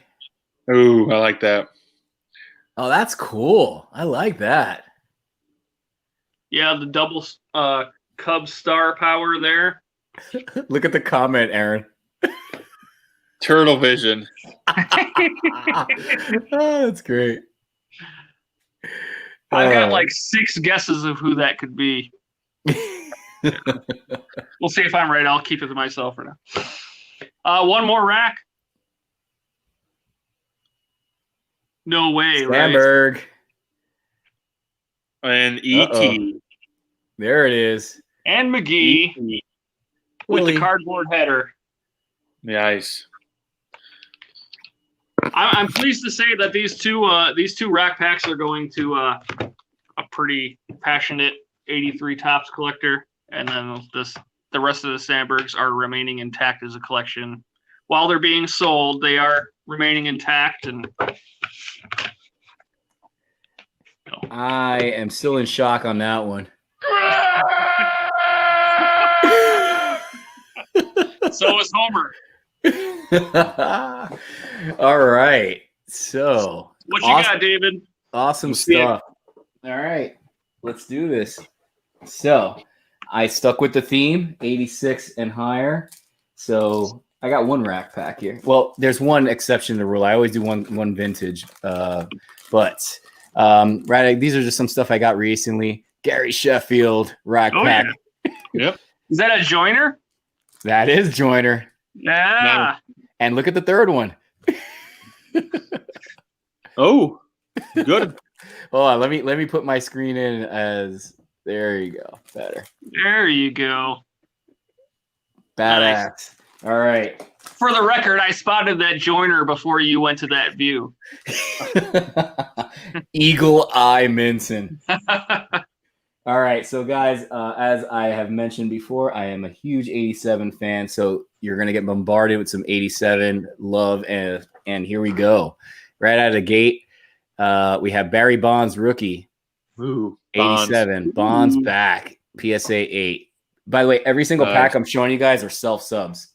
These are just, nice. Yeah, everything I'm showing you guys here is self-subs. How much of the 87 Bonds pop do you own? I only have 2. It's actually hard. It was harder to find than I thought. I have, I think, 2 Donruss and 1 Leaf. Nice. Yeah. All right, here we go. 87, Bo Jackson. Bo. Nice. Bo knows Donruss. PSA 8. All right. Let's get some comments in here.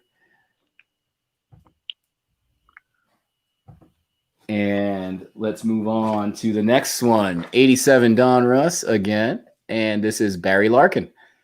Wow. showing on the back, and that's an 8. You see the theme developing here. I love rookies. Yeah, man. If you don't show me all of them, like I might not be able to sleep tonight. 87 Will Clark. Donruss, Will Clark. There you go. All right. Is there Mr. Maddox coming up? Nope, but we got Tom Terrific coming up. I couldn't help myself. This is the non-rookie one here. But I love Tom Seaver, just like my man Mike. Yep. But seriously, finish off the rookies, or I can't sleep tonight. I only have one more. I'm still looking. I'm still looking for McGuire. By the way. Okay. Yeah. That's yeah. I'm missing the McGuire, but here is 87 Leaf. Nice. Okay. Yeah, Greg Maddox. I actually have what is it? I think 4 of these. They all graded 8 though, unfortunately. All Leaf. I found all just searching through packs, and I got self subs. But 87 Leaf. I really lucked out with Maddox for some reason, but I'm having a real hard time finding Bonds and McGuire. McGuire is really hard to find for some reason. So, all right, those are my 87s. All right, sticking with rookies. And Aarron, I bought this one off you, buddy. This is an 88 score with Tom Glavine. Dime. And it's a dime. Yeah, he's only possible on backing those too. So, that's not a bad thing with those. Not at all. A lot of people prefer that top distinction, but yeah, on back is all good with score with their sequencing. Yeah, no, I'm all good with front as long as it's noted. I could care less if it's front or back. I mean, it's kind of nice on the cellos because you could see the front of the card, but if it's flipped over sometimes on the back, I'm good with that too. So Sure. Look at that CPA, Mike. How do they fit Bond's head in that 87 Donruss pack? All right, and we got another one here. This one I bought from Kurt, if I'm not mistaken. Oh yeah. Yep. Almar. 88 Leaf Almar. I think I got this a couple weeks off. Couple weeks ago, right? Yeah. Wasn't that I long might have ago. had a hand in that one. You did, Aaron. Nice. And this is my one non junk wax era. I just bought this, and shout out to Brandon Stewart on Vintage Wax and Packs, who sold me this. But everybody knows I'm a 78 buff, and I'm doing that rookie run. So I just added this to my PC, 78 with Jack Morris. Rookie Thank showing. you, Brandon. Jeez. Yeah, Brandon, thanks a lot, buddy. This is not leaving my PC for a very long time. So, this gets me one step closer to finishing up the wax pack run. I'm sorry, the 78 run of rookies. And Nice. yeah, really happy with it. It has Ron Guidry on there too, which is a cool card. Nothing major on the back, but very nice rack pack. So that's everything I got on mine. And for this episode anyway. And yeah, guys. So if anybody wanted to throw a quick question before we kind of call it a night, go for it. And I'll give it about a minute before we sign off. If we see some questions rolling in, guys, are you all right with that? If a question comes in, we'll stay on for a couple more minutes. Yeah, I can answer your question. Cool. So guys, if you want to throw a question, throw it in the comments. We'll be happy to answer it. And then, and if not, we'll sign off for the night. Totally, man. Yeah, I'm gonna say this while we wait for give it a couple of seconds here, because I'm like a 5-year-old right now, and I gotta give a serious shout out to Jeremy Martin today. Kurt and Aaron know this because I was like a 5-year-old, like commenting like, oh my god, best day ever. And hold on, let me get the screen back to the three of us here. Yeah, so I just wanted to share this. And it just lends itself to how awesome this group is, and the unopened guys in particular. That I'm obviously crazy busy prepping for this show in the evening, and I get a message that shows up on my screen saying, "Hey, there's a 78, rack pack with Eddie Murray showing on the website, Steve Hart's website on Baseball Card Exchange," and first off, I'm like, yeah, right. So but I click on it and I'm thinking it's probably already sold out, already gone. And sure enough, it was there. And I just wanted to thank Jeremy for thinking of me, and knowing that I've been trying to get this anything Murray for like years. And I mean, literally years. It always gets just gobbled up super quick. And I'm happy to say that I actually gobbled that up on BBCE, thanks to Jeremy, about an hour before this episode started. And I can't thank him enough, because that was just like, you really made my PC month and year probably, because that's been the hardest piece that I've been, that I just couldn't find it. So thank you so much. And the second I get it, I'm definitely going to post some pictures, guys. But it was, typically BBCE, as Kurt, Aaron and everybody else knows, they, on Fridays, they typically update their website. And it just so happens that timing was everything, and I was able to grab it. So thank you. And I can't wait to show it off to you guys when I get it. So. Yeah, man.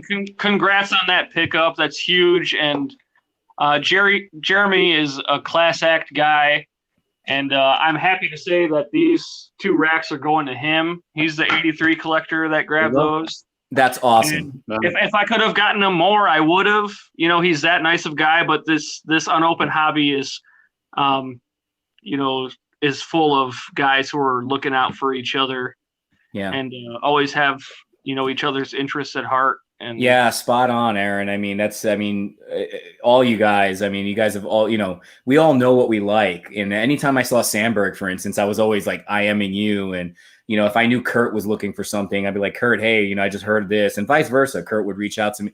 So I just love that camaraderie that we have, yes, maybe one of us might have an interest in a certain pack, but if we know somebody wants it more, we tend to gravitate toward helping that person with their PC. So that's just awesome. And that's probably the best example in a while that I can share. And I wanted to share it on the show. So we do have some questions coming in. I just threw the first one up there. Actually, we have quite a few questions coming in. So cool. If the pandemic is over next July, who's planning to attend the National? Guys, I'll answer this one first. I've never been to the National. I was going to go in AC with my son for the first time. I'm so antsy to go to my first National. I know it's in Chicago, that I'm like 80% there. If I can make it work, I'm going to go. And hopefully bring my camera and do an episode or 2 while I'm over there at the show, with you guys. And yeah, I'm really looking forward to it. So I'm going to say I'm a definite maybe at this point. How about Kurt? It's an obvious answer. How about you, Aaron? It's in Chicago. Of course I'm going to be there. Nice. And this time, the last time I went, I only made time to take off work for 1 day. But I'm going to at least stick it like a day and an overnight in the following day. I've learned that to see everybody and to see everything, it takes at least a couple of days. So that's what I'm going to do this time around. I'm living vicariously through you guys, or learning, vicariously through you guys again, since I haven't been, but everyone's telling me the same. It's like, don't do the one and out. You'll never know. It's just, you're not going to be able to do it. So my intention is probably like a 3-day stint, get in on an afternoon, kind of size it up, and then day 2. And then, so I'm looking at a 3-day stint. Nice. Yeah. Awesome. Yeah, so you got to do that, especially if you're coming in a considerable distance like that. I kind of took it for granted that I was so close. Like I'm like an hour drive away from the Chicago National location, and because of that, I took it for granted a little bit. I rushed my visit and packed it in within a day, but I missed talking and meeting people that sadly are not with us any longer, and so next time around, man, I'm throwing a couple solid days at it, and I expect to see you there if all goes well with this COVID thing. I might do a 5-day stint just to catch up with you guys in person, and I hope somebody joins me in a Gibson's run, because that's one of my all-time favorite steakhouses. We're going to Gibson. There's no doubt about that. We are not Gibson. Yeah, +1, dude. Right here, I'm joining you guys. Oh, that's awesome. So I'll be with Ken Hollema at the kids' table eating a ketchup packet or 2 with some Schlitz. Awesome. All right, we have a very serious question here from CPA Mike. This is going right to Kurt because I can't even begin to answer this. So, Kurt, go for it. Oh boy, if I was a turtle. Don't say Raphael, you son of a. I would probably be. I've always liked him as a kid. I'd probably be Donatello. 2 reasons. I like purple, and well, he's purple, so purple is my favorite color. So I like purple, and then something about the long bow. I just like it. So that'd be Donatello. All right. Well, I know Mike didn't ask for you, Aaron, but I'm going to ask you anyway. So what about you? Do you have to ask?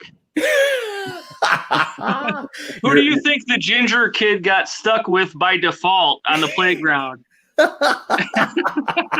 No, it's Raphael, and I would choose Raphael on my own. It's Raphael. Yeah, noted.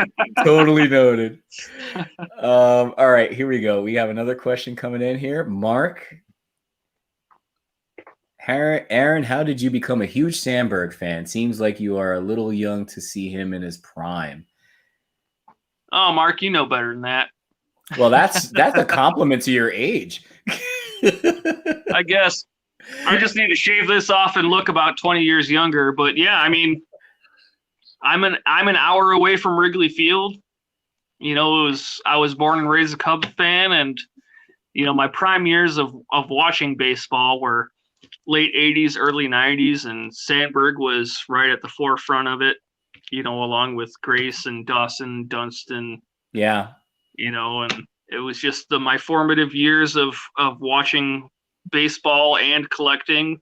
And it was all, it all inevitably led back to Ryne Sandberg. And, my parents further enforced that by getting me Sandberg rookies when I was growing up, which were prized possessions, continuing to this day. So it was just, it's the Cubs, and it's Sandberg is the patriarch there for my generation of collecting. Hey, you picked a good one. He's a great player. So, all right, thank you, by the way, Mark. Appreciate that. The name didn't come out, but question here. Let's let Kurt answer this one here. Which one an open rack or wax is most fake? I have my guess, but I'm curious to hear your answer, Kurt. Yeah, I'll take this answer in 2 directions. The first direction is I think it's quite well known that I would say 86 Fleer basketball and then any 79 hockey, O-Pee-Chee or Topps hockey. Those 2 issues or 3 issues, I guess, 86 Fleer basketball and 79 O-Pee-Chee and Topps hockey are, widely considered the most faked pack. To take it to the second step, something that's, I think, happened more recently, and I've encountered this several times in just the last 6 to 9 months.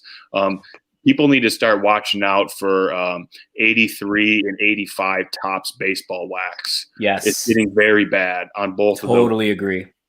I've seen just a tremendous amount of resealed 83 and 85 Topps wax the last 6 months. Yeah. I totally agree with you. I'm at that concerned level right now with 83 in particular. To see a 3x plus spike in price, it's going to wake up the sharks, for lack of a better term. Definitely. So, yeah. I was thinking 86 Fleer basketball was a big red flag. The 79 hockey is terrible as well.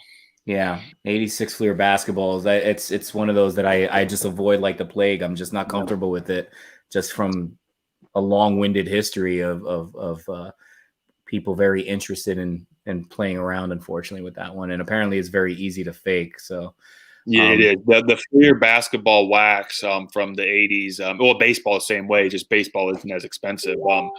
It lends itself to much easier to get messed with. Agreed.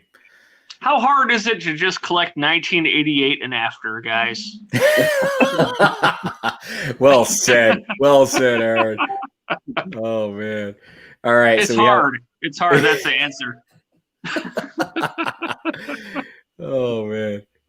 So we have some nice comments rolling in here. We have a couple more questions, guys. And let's see. I'm sorry, I'm just rolling down through the list here because they're coming in. A lot of comments coming in here. So, okay, here we go. Anyone want to take this one? Go for it. What do you guys think is undervalued in sports? That's a very good question. Go ahead, Kurt. I just said it with one of the items I showed off. 86 Fleer update sets, baseball. I don't think people understand those sets did not come sealed, and then they didn't have tape and tack. Even some of the tops ones, you can still find taped and tacked. Those Fleer sets are incredibly difficult to find, let alone find in a unsearched manner. And Barry Bonds, whether he's in the Hall or not, I don't think it matters. He's just like Pete Rose. Guys in our age is Bonds. I mean, I think that's an incredibly undervalued set with just massive upside, and it's so hard to find unsearched.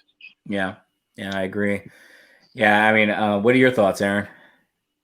I think going back to part of my rip with the 91 Bowman, and I'm sure Kurt would not disagree on that one, but 91 Bowman is loaded, and it set a precedent, and which was met by 92 somewhat, but 91 was just loaded. And five rookie Hall of Famers, five Hall of Fame rookies in it. Yeah, no, that's spot on. It's interesting that you guys say that because I mean, again, I'm spot on with those answers. I guess what I would add to that, recent pickups for me before it kind of became crazy, because I feel like it's inevitable. And Kurt, I bought quite a few from you, as a matter of fact, and also from Tom at OPC and even Steve, is 86 tops traded. I think that's still undervalued considering what's in there. Also, 89 tops traded, grossly undervalued in my opinion. Oh yeah. And then 91 tops traded, incredibly undervalued considering what's in that small box. Mm-hmm. So those were the three that I started just buying. It's crazy to say this because everybody's like, oh God, the ultimate in junk wax is 91 Fleer, and Fleer Ultra, the updates.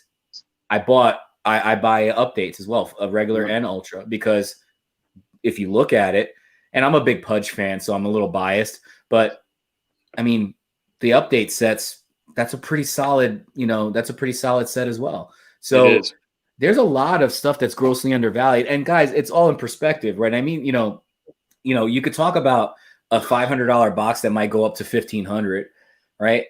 But then you can also talk about a $20 box that might go up to $80. And from a percentage standpoint, you look at it. I mean, again, I don't look at it that way. We're just talking about value here because of the question. But you look at it from that perspective. If you want to buy in early, I would say those are the kind of sets you should be focusing in on, because if it's something that's near and dear to you, something you'd like to rip, it's going to cost you a lot more in a few years, in my opinion, because those sets are just loaded with Hall of Famers, and they're great packs. They're great sets. Well, you can only hope that some of these scored sets get their due eventually and get their place at the table. I agree. The perfect example is the 91 Fleer update. That is a set that gets pooped on all the time. Not the update so much, of course, the main set. But, there's stuff to even value within that with the provisions and with the updates. Yeah. It's all that stuff is due. Yeah. So, Kurt, question for you here. Go to this. And guys, if you got to go, let me know. There's questions coming in, but if you're up for it, I'll keep on putting them up here. I'm out of beer, but I can keep going. Oh, all right. Yeah. I'm almost done. Mark, that's a good question. Yeah, I mean, and this, Mark, as well as anybody. So do you, David. Yeah, I mean, as stuff goes up in value, and it's a judgment call, but when I start to sense stuff just getting out of place or a little more difficult, I try to find other avenues. And I do. I would, do I think it's going to be next year or the year after? I don't know, but I definitely think that the trend will move in that direction. It's not as fun, say, ripping a '83 baseball wax pack when it's $40 a pack or $30 a pack compared to where it was 10. Yeah. So, but people are starting to see the value in, say, 92 basketball, or just like last night we did 94 hockey. It's not very expensive, but there's some good cards in there. So yeah, I think you find other avenues and you can keep stuff going. Yeah. Yeah. The only thing I'll add to that, Kurt, is that, I think and I think me and Aaron in our interview had a really good conversation on this. Correct me if I'm wrong, Aaron. We talk about how like it kind of follows, the age bracket, right? As you start getting that discretionary income, you start kind of reliving your youth. So I think there's that, like, the 90s material will hit its, I think it's still on its way toward its peak. And a lot of that has to do with the generation that kind of bought that. And same thing with 2000s very soon. It's already going up, but I think it's going to continue to go up is my point. And it's all relative to the discretionary income as you want to kind of relive your youth, share those experiences with your kids and even your grandkids. So I think that all plays into it when you look at it. So, all right. This is a very important question. I'm going to let Aaron answer this one. He's been quiet.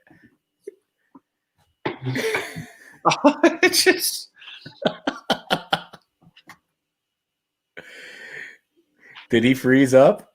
Or is that just his magnum pose?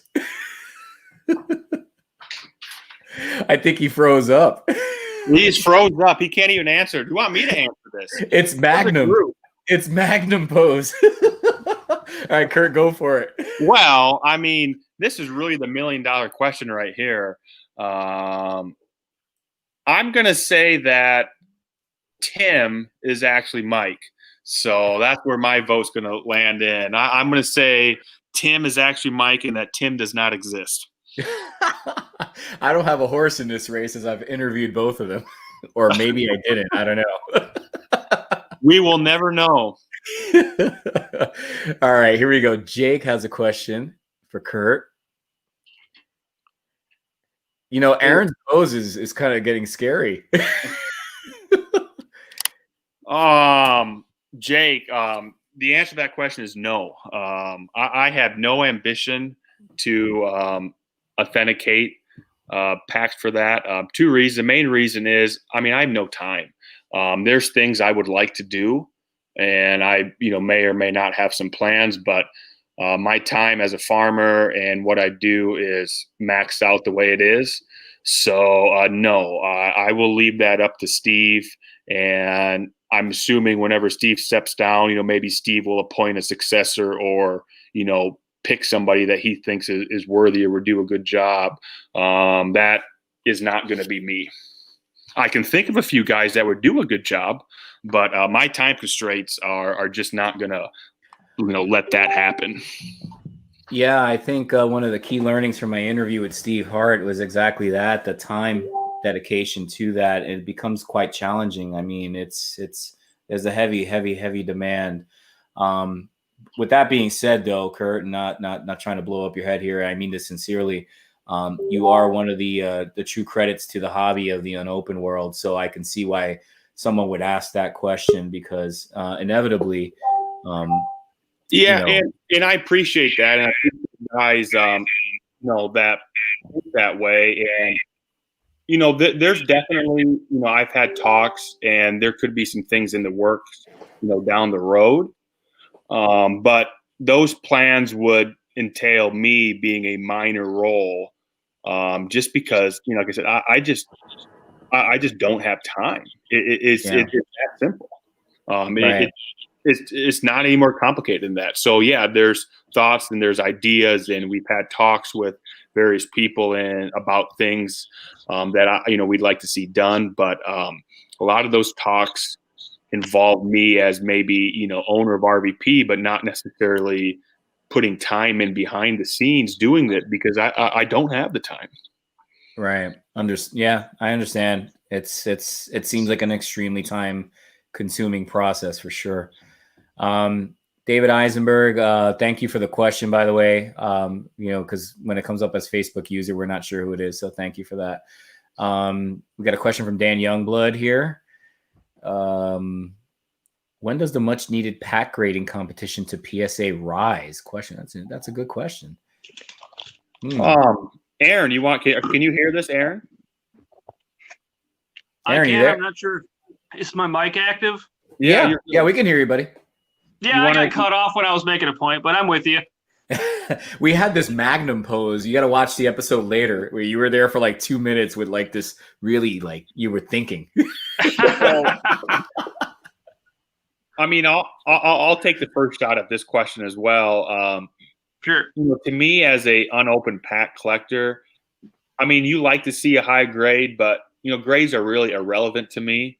I'm after authenticity, and anybody that wants to get into the pack grading realm, it's only going to be as good as the authenticator.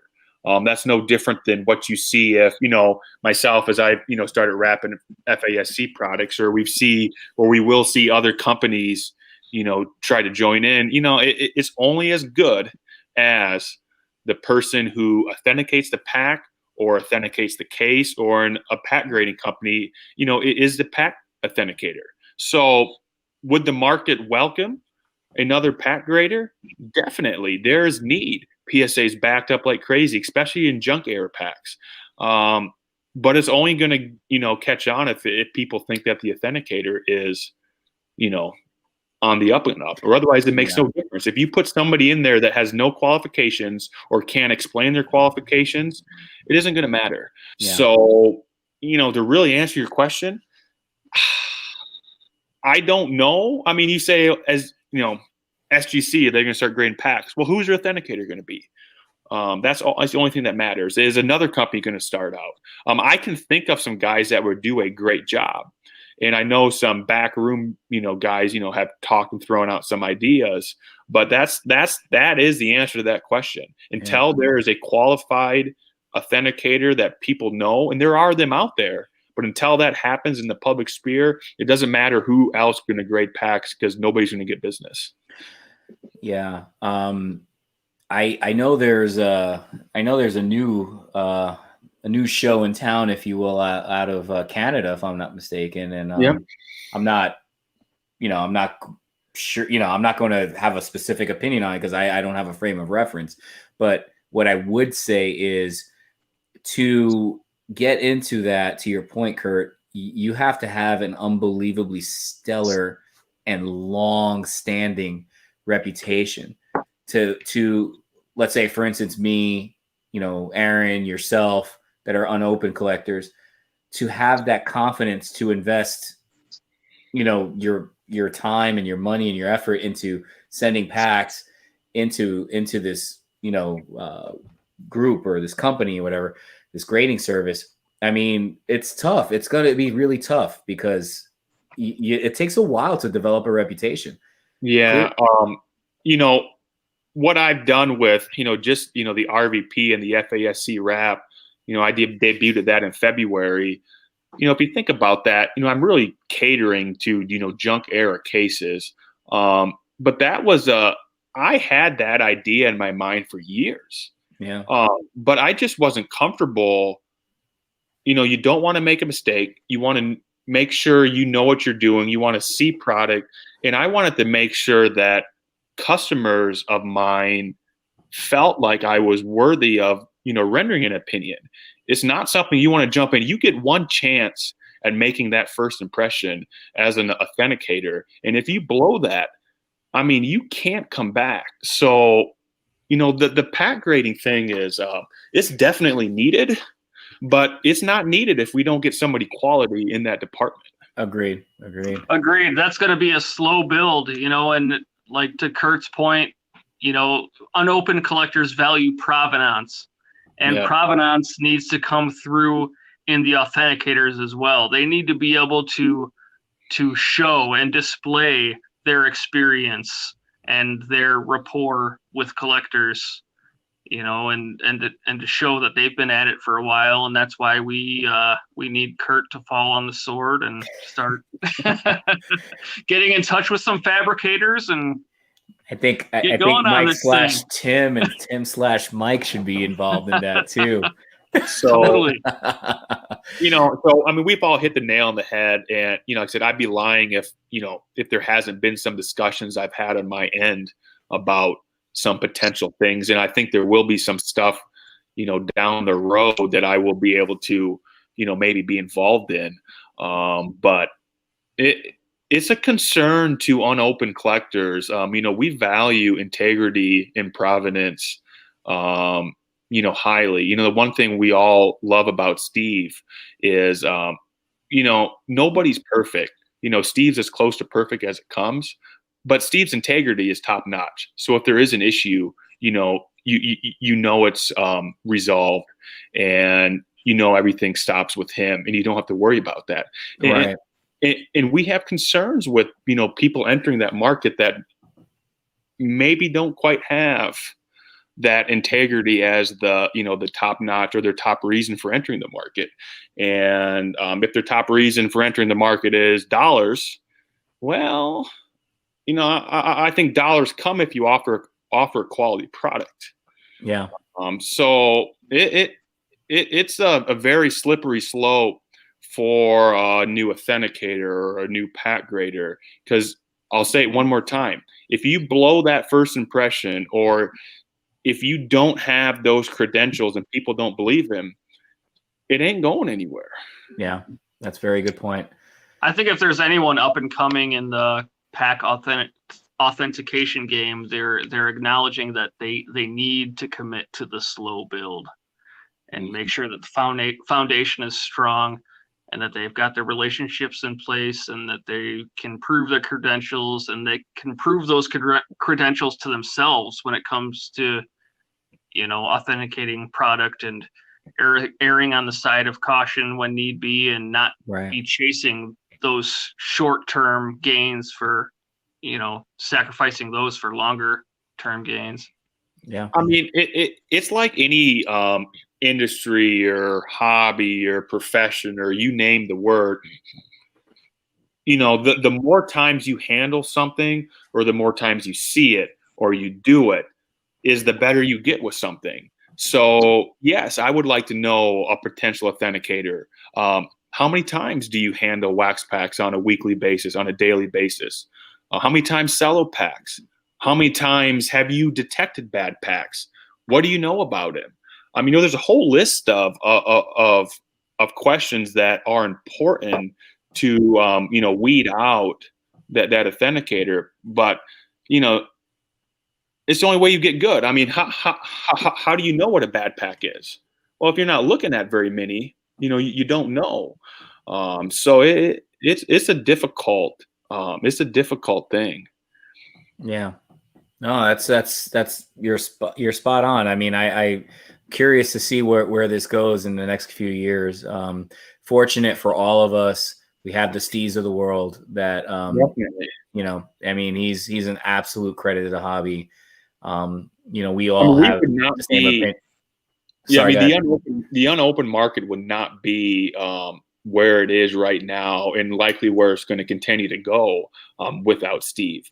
And I don't think that has something to do necessarily with his knowledge. His knowledge is top notch. Nobody's going to argue that. But it has more to do with just him being a stand-up guy and being honest and full of integrity. How many people in this hobby are not like that, even though they do have knowledge? And so to get that combination of knowledge and integrity, that unfortunately is not easy to find. Agreed. So you guys up for some more questions? I know we're way over the time I promised you. You tell me. Yeah, I'm good. Okay. All right. You guys as long as my phone will let me. All right, here we go. There's some more coming in here. So I'm not sure who asked the question, but what is your thought on 1980 Topps baseball wax box value? Whoever wants to take that one. So I would normally ask Mark Wiles, so I'm out. 80 wax box. I'll answer two ways because I'm not quite sure what the question is, the first I would say is if you're looking at retail value right now for a authenticated 80 tops wax box or one coming from a legitimate source that you know is good. I mean, if you can get it bought under 3,000 right now, that's a good buy. A lot of these boxes are bringing 31, 32, 33, $3,400. Wow. So that's kind of the retail answer. As far as if it's box value down the road, if that's, maybe where his question is leading, I'm always a believer in anything quality unopened. Doesn't matter the year. If it's quality unopened, 80 tops certainly is quality unopened, is always a good buy. 91 Bowman is also quality unopened. That's a good buy.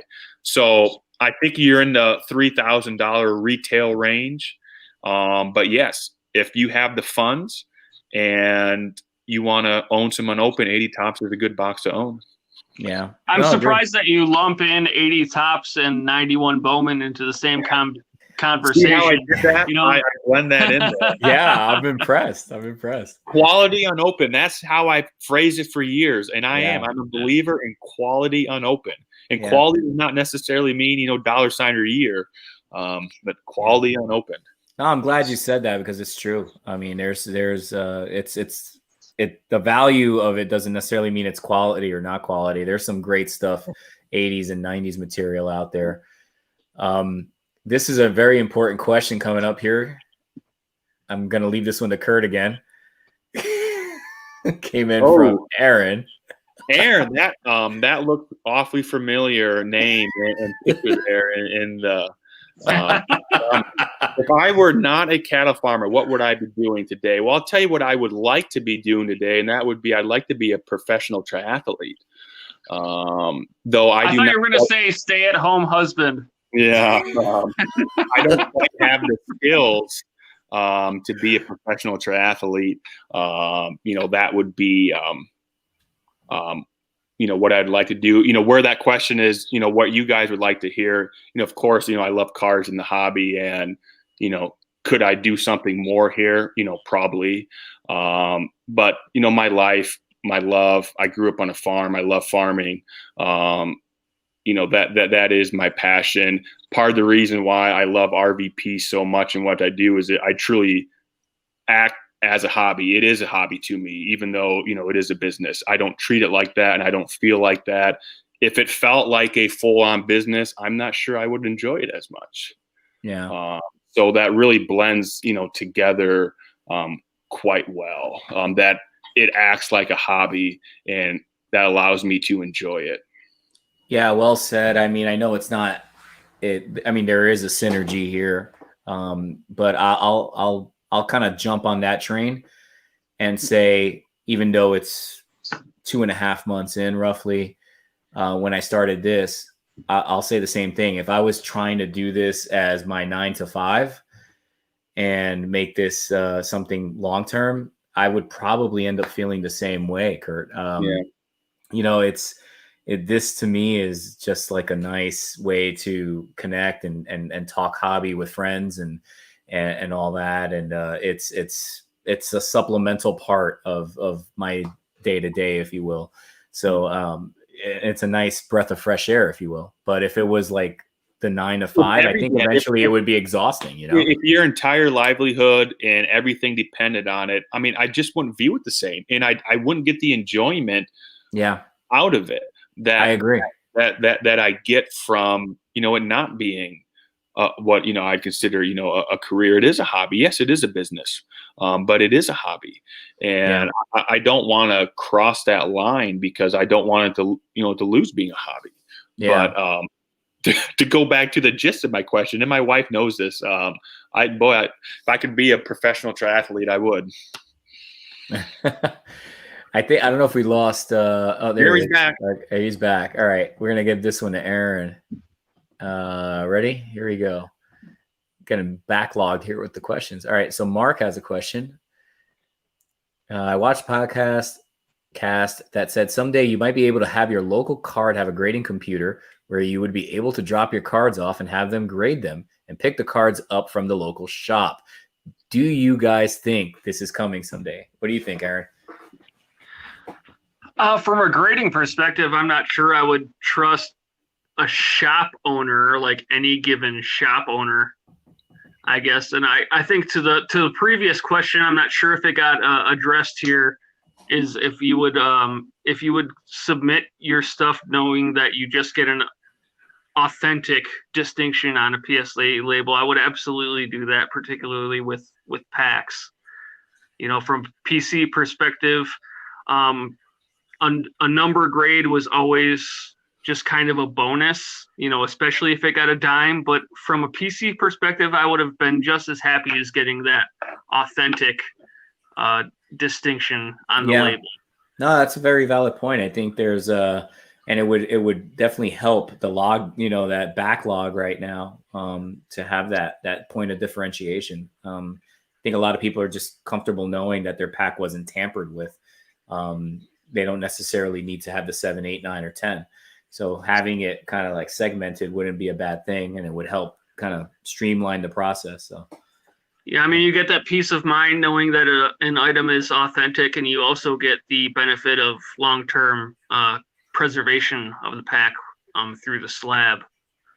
So that's kind of really what I went after from a PC point of view, and again, any number grade was always a bonus or kind of a black eye in the terms of the PC. If I got like a PSA 7 on a 91 Fleer wax pack, for example. Yeah. All right. So let's see what we got here. Mike. Kurt, what was the final determining factor for you to finally dive in after pondering for as long as you did to authenticate and wrap? That's a good question, Mike. It's like a lot of my answers. It's a twofold answer. The first being, I'm not sure. Like I mentioned, I wanted to make sure that myself, I was comfortable, and that guys were comfortable with me. And I don't take that lightly as an authenticator. I take that very highly when somebody buys a box of mine, that they're putting trust in me. So I wanted to make sure not only myself, I was ready, and guys were, I think, ready for it. The second part of that answer is, the hobby, we know a lot of people, and I did a lot of consulting with guys, we all know. And I talked to a lot of seasoned collectors and some dealers, and, just feel them out, told them what I was thinking. Do you think there's a market for this? Do you think it would be, received? And, I got a lot of very good feedback, and all the feedback was pushed me to, I think you should. And the bottom line when I decided to do it was, and it was always like this in the beginning, I'm sitting on at the time so much sealed, unopened product of my own owning. When I started in February, I had over 100 cases myself, sealed, mostly 86 through, 92 junk era stuff. But you start doing those dollars, and what's it going to cost to have, Steve Hart, wrap that? And it's like, wow, that's a lot of money. So the goal was always, I think this is a benefit to myself, as I'm qualified and I can do it myself. It'll help me. Do I want customers? Well, of course I do. The goal was never to get customers, though. It was always to sell my own product, similar to what Tom Salem does at OPC Baseball. Yeah. He has his rep, and Tom's great. And Tom did help me in my process as well. So thank you to Tom. But that was the original goal. And but I did feel like if I had a repertoire and I'd been around for several years, and guys had trust in me, that you would get customers. Yeah. And I have. And it was really the other collectors that I consulted with that I'd say pushed me over to the edge. One in particular was very vocal and helped me with a ton of stuff, was John Barnes. And, really just, you want to say that nudge over the cliff. And so, there was support from the community to kind of push me over that edge. But it was always about the beginning of, what do I do here with my own product? 100 cases of it. And that really got the discussion going. And look, if I can do my own wrap, to sell my own product. Even if I'm not getting, say, a huge premium, I'm also not paying somebody else to do it. And you factor, that in to the equation. And then it's funny how things like organically just kind of happened, right? Like in this case, it just, there was a need, and, you just kind of ended up filling your own need. And then it's a slow build with your reputation, and it's become what it's become today because, I speak for a lot of us when I say that you have a great reputation in the hobby, and no one would ever question a Fask from you or, from Tom or from Steve. I think you guys are, in my opinion, the big three. Yeah. And I appreciate that. And, I'm not gonna, lie to anybody. If we all had the same box sitting here, if I got a box of, say, 85 Topps baseball wax, FASC, and there's a baseball card exchange box, 85 Topps wax, FASC, and it's the same price, people are going to take the baseball card exchange box. I got no problem with that. Steve has earned his reputation. He is the best in the business.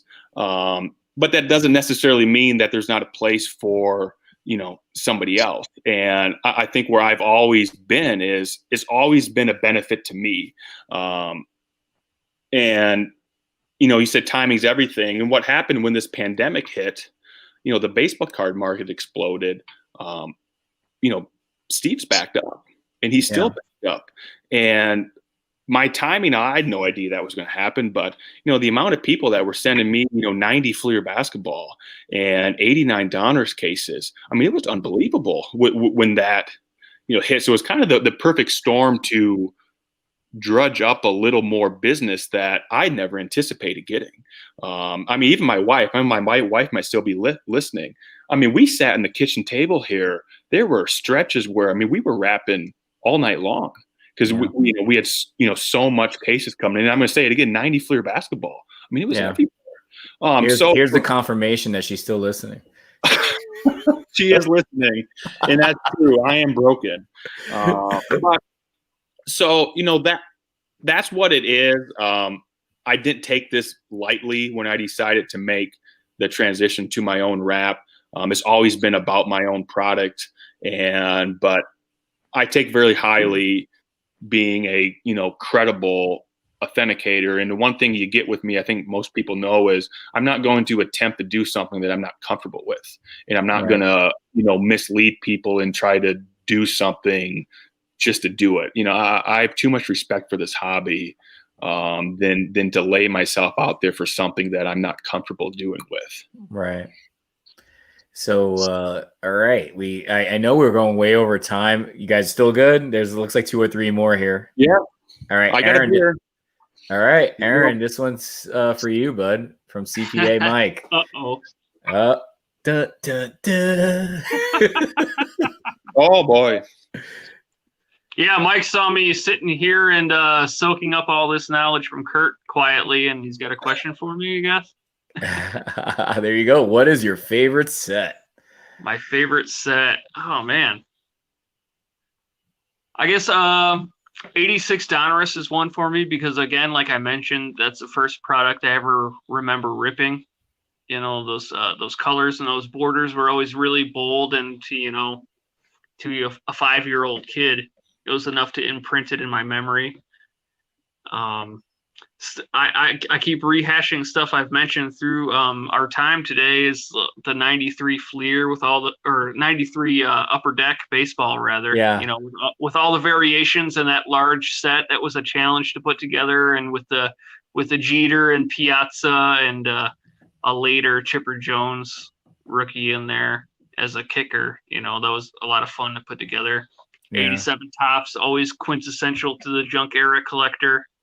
89 Fleer, all those were always a joy to throw in binders and try to complete, all 9 spots per page. So yeah, those are, definitely near the top for me. Yeah, those are some great examples for sure. Right in my wheelhouse as well. So good stuff. Let's see, we got another one here from Andy. Do you think unopened, in particular PSA packs, is going to get more popular with the normal card collector? Do you ever see PSA blending the registries? Example, you need a rookie pack along with the rookie cards. Those are some solid questions right there. I could see the registry piece. That's just my opinion. I think they would actually make some sort of like a, let's say, Ryan Sandberg master set, for instance, where it would include, those packs with his rookie, the rookie cards showing with also the rookies as well, and have some sort of grading system with the two merged. So I personally could see that. I think from a registry set perspective, it just takes somebody passionate and incessant enough to keep requesting the set to get it published. And then before they know it... Speaking from knowledge, Aaron? Maybe a little bit. But, all it takes is that one set of a really universally collected player in particular to get approved. And then from there, it kind of serves as like a beacon for collectors where like this mode of collecting or organizing your collection is okay, and let's pursue this, in your way. Yeah.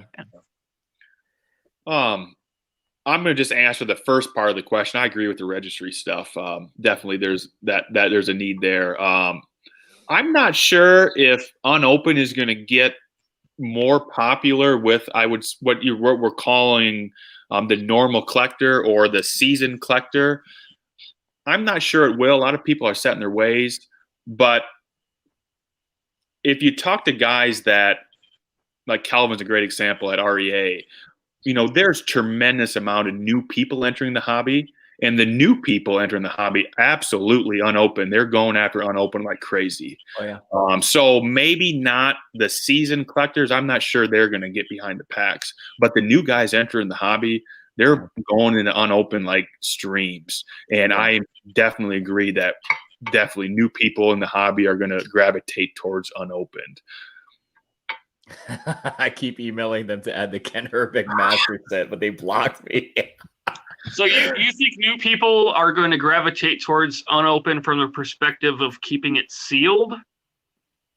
I don't know. That's going to go both ways, sealed and opened. But I know some, and Calvin's one of them. We all know Calvin. But the amount of people and new bidders on unopened material is tremendous, and a lot of money, and they're gravitating towards unopened. Just look at the one of the guys who just bought PSA, Nat Turner. He's a huge unopened collector. Of course, he's got a lot of cards too, but there's an investment model being pushed to some of these unopened people, and there's a lot of people entering the hobby just for unopened. Yeah, sure. But I don't think it's the seasoned collectors that are going to all of a sudden gravitate towards packs. It's just, they've never liked them. I don't think we're going to see that. That's just, my personal opinion. Right. I agree. Another Aaron question here. So I'm pretty sure this is for Kurt. What is something modern you think will be unopened need to have in 30 to 40 years? Oh, I think we can all answer that one. LeBron James boxes. Yeah, that's a really good one. Aaron, what do you? Boxes. Oh, there. Go ahead, Aaron. No, I'm sorry. I think a 2011 update is probably the low-hanging fruit there that I'll gladly grab onto. Yeah. What about God? I would say what about God? There's a lot of good examples. 2015 is a pretty solid year too, right? We have Lindor, Baez, Bryant. There's some good rookies in that class. 2018 basketball, Luka. Yes.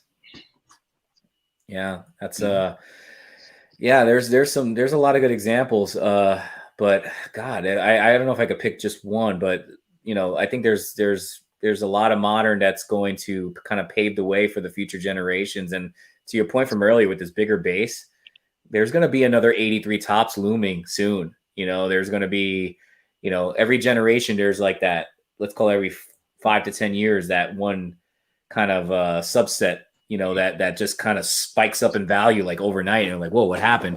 If you think about 2003 basketball, of course it's LeBron, but D Wade, Carmelo Anthony, Bosh. Yeah, it's loaded. Yes, it is. Yeah, that's a really good one. It's led by, LeBron. So, yeah.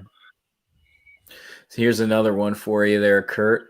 Have you rejected and not sealed flask since it looked bad? If yes, what item?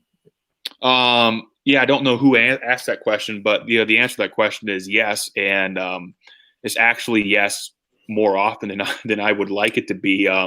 Some of you guys know that if you're listening, there was a stretch. I want to think of the month. It could have been November, where I mean, I'm not sure I wrapped anything I got. It was all now. The terminology here, we got to get the terms right, because I'm only authenticating if a case is factory sealed, not whether the packs inside are resealed. But I had a stretch where I was getting a lot of 87 Donruss and 89 Donruss baseball, as well as some vending. And the tape on the Donruss cases was looked to be made retaped, as I would say. Or, people tried to, that original Donruss tape has this particular feel to it and was not there, and it was attempted to be retaped down. Right. So yes, I reject a lot of cases. But but we got to make that distinction. The packs inside still might be good. I'm not making that distinction. I'm just deciding whether or not the case is factory sealed. But yes, I see a lot of cases that do not qualify. That's I'm not surprised, to be honest with you. But it's good to know. It's a testament to your knowledge on the product that you're wrapping. The other one that I've seen a lot of, and it's not a surprise, is 89 Upper Deck cases. Yeah. So they're basically trying to like claim it to be fast, right? Yeah. Retape. Not shocked either. Now, there's mixed opinions on this. Myself, I do not know the answer, but some people claim that they can pick out the Griffies from a pack in a sealed case. I don't know if that's true or not, but if it's true, guys buy a sealed case, pick out the Griffey pack, fill it back up, and then they try to retape the case. Yeah. I got the comment here. I hope you're billing them if it's a bad flask. If you read the website, there is a $50 charge if the case is that's a lot of time. It is. Yeah. So yeah, there is a charge. It's a $50 charge if the case is tampered with. Yeah. I think I have one more here, and let's see. Bear with me. Oh, here we go. This is it's a pretty good question here. Does anyone think PSA should put serial numbers on labels for cards, especially jersey number serials? It's more of a modern question. Anybody want to take that? Aaron, you want to take that one? Nope. I admire your honesty. I think the way I see it is the serial number is so visible on the card itself that I don't know if there's necessarily a need for it, but I guess the argument could be made about, packs with the star labeled as well on the front or back. I'm talking about on cellos. Okay.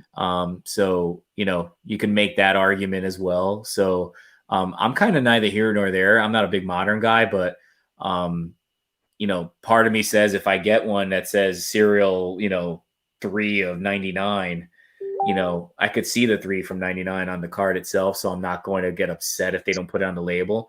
I guess it's more of a nice to have than a need to have. That's my 2 cents. Sure. I could understand that from in an inventory perspective for a particular collector, if we're documenting what variations you have and stuff. Like if you want that, in my mind, in general, if you want anything noted on the label, you're paying for it. You should get it on a label. So just, I would say put it on the item description on your submission form, and make it very clear that that's what you want represented on the label. Yeah, that's a fair ask. Chances are that they'll oblige. I mean, they want your money. It's a fair ask. If it's something that's really means a lot to you, why not ask for it? I mean, to your point, Aaron, if they oblige, right? I mean, there's nothing wrong with that. If it means something, it means a lot to you, put it on the label, right? Agreed. Every time I say last one, another one comes in. That's actually more of a comment.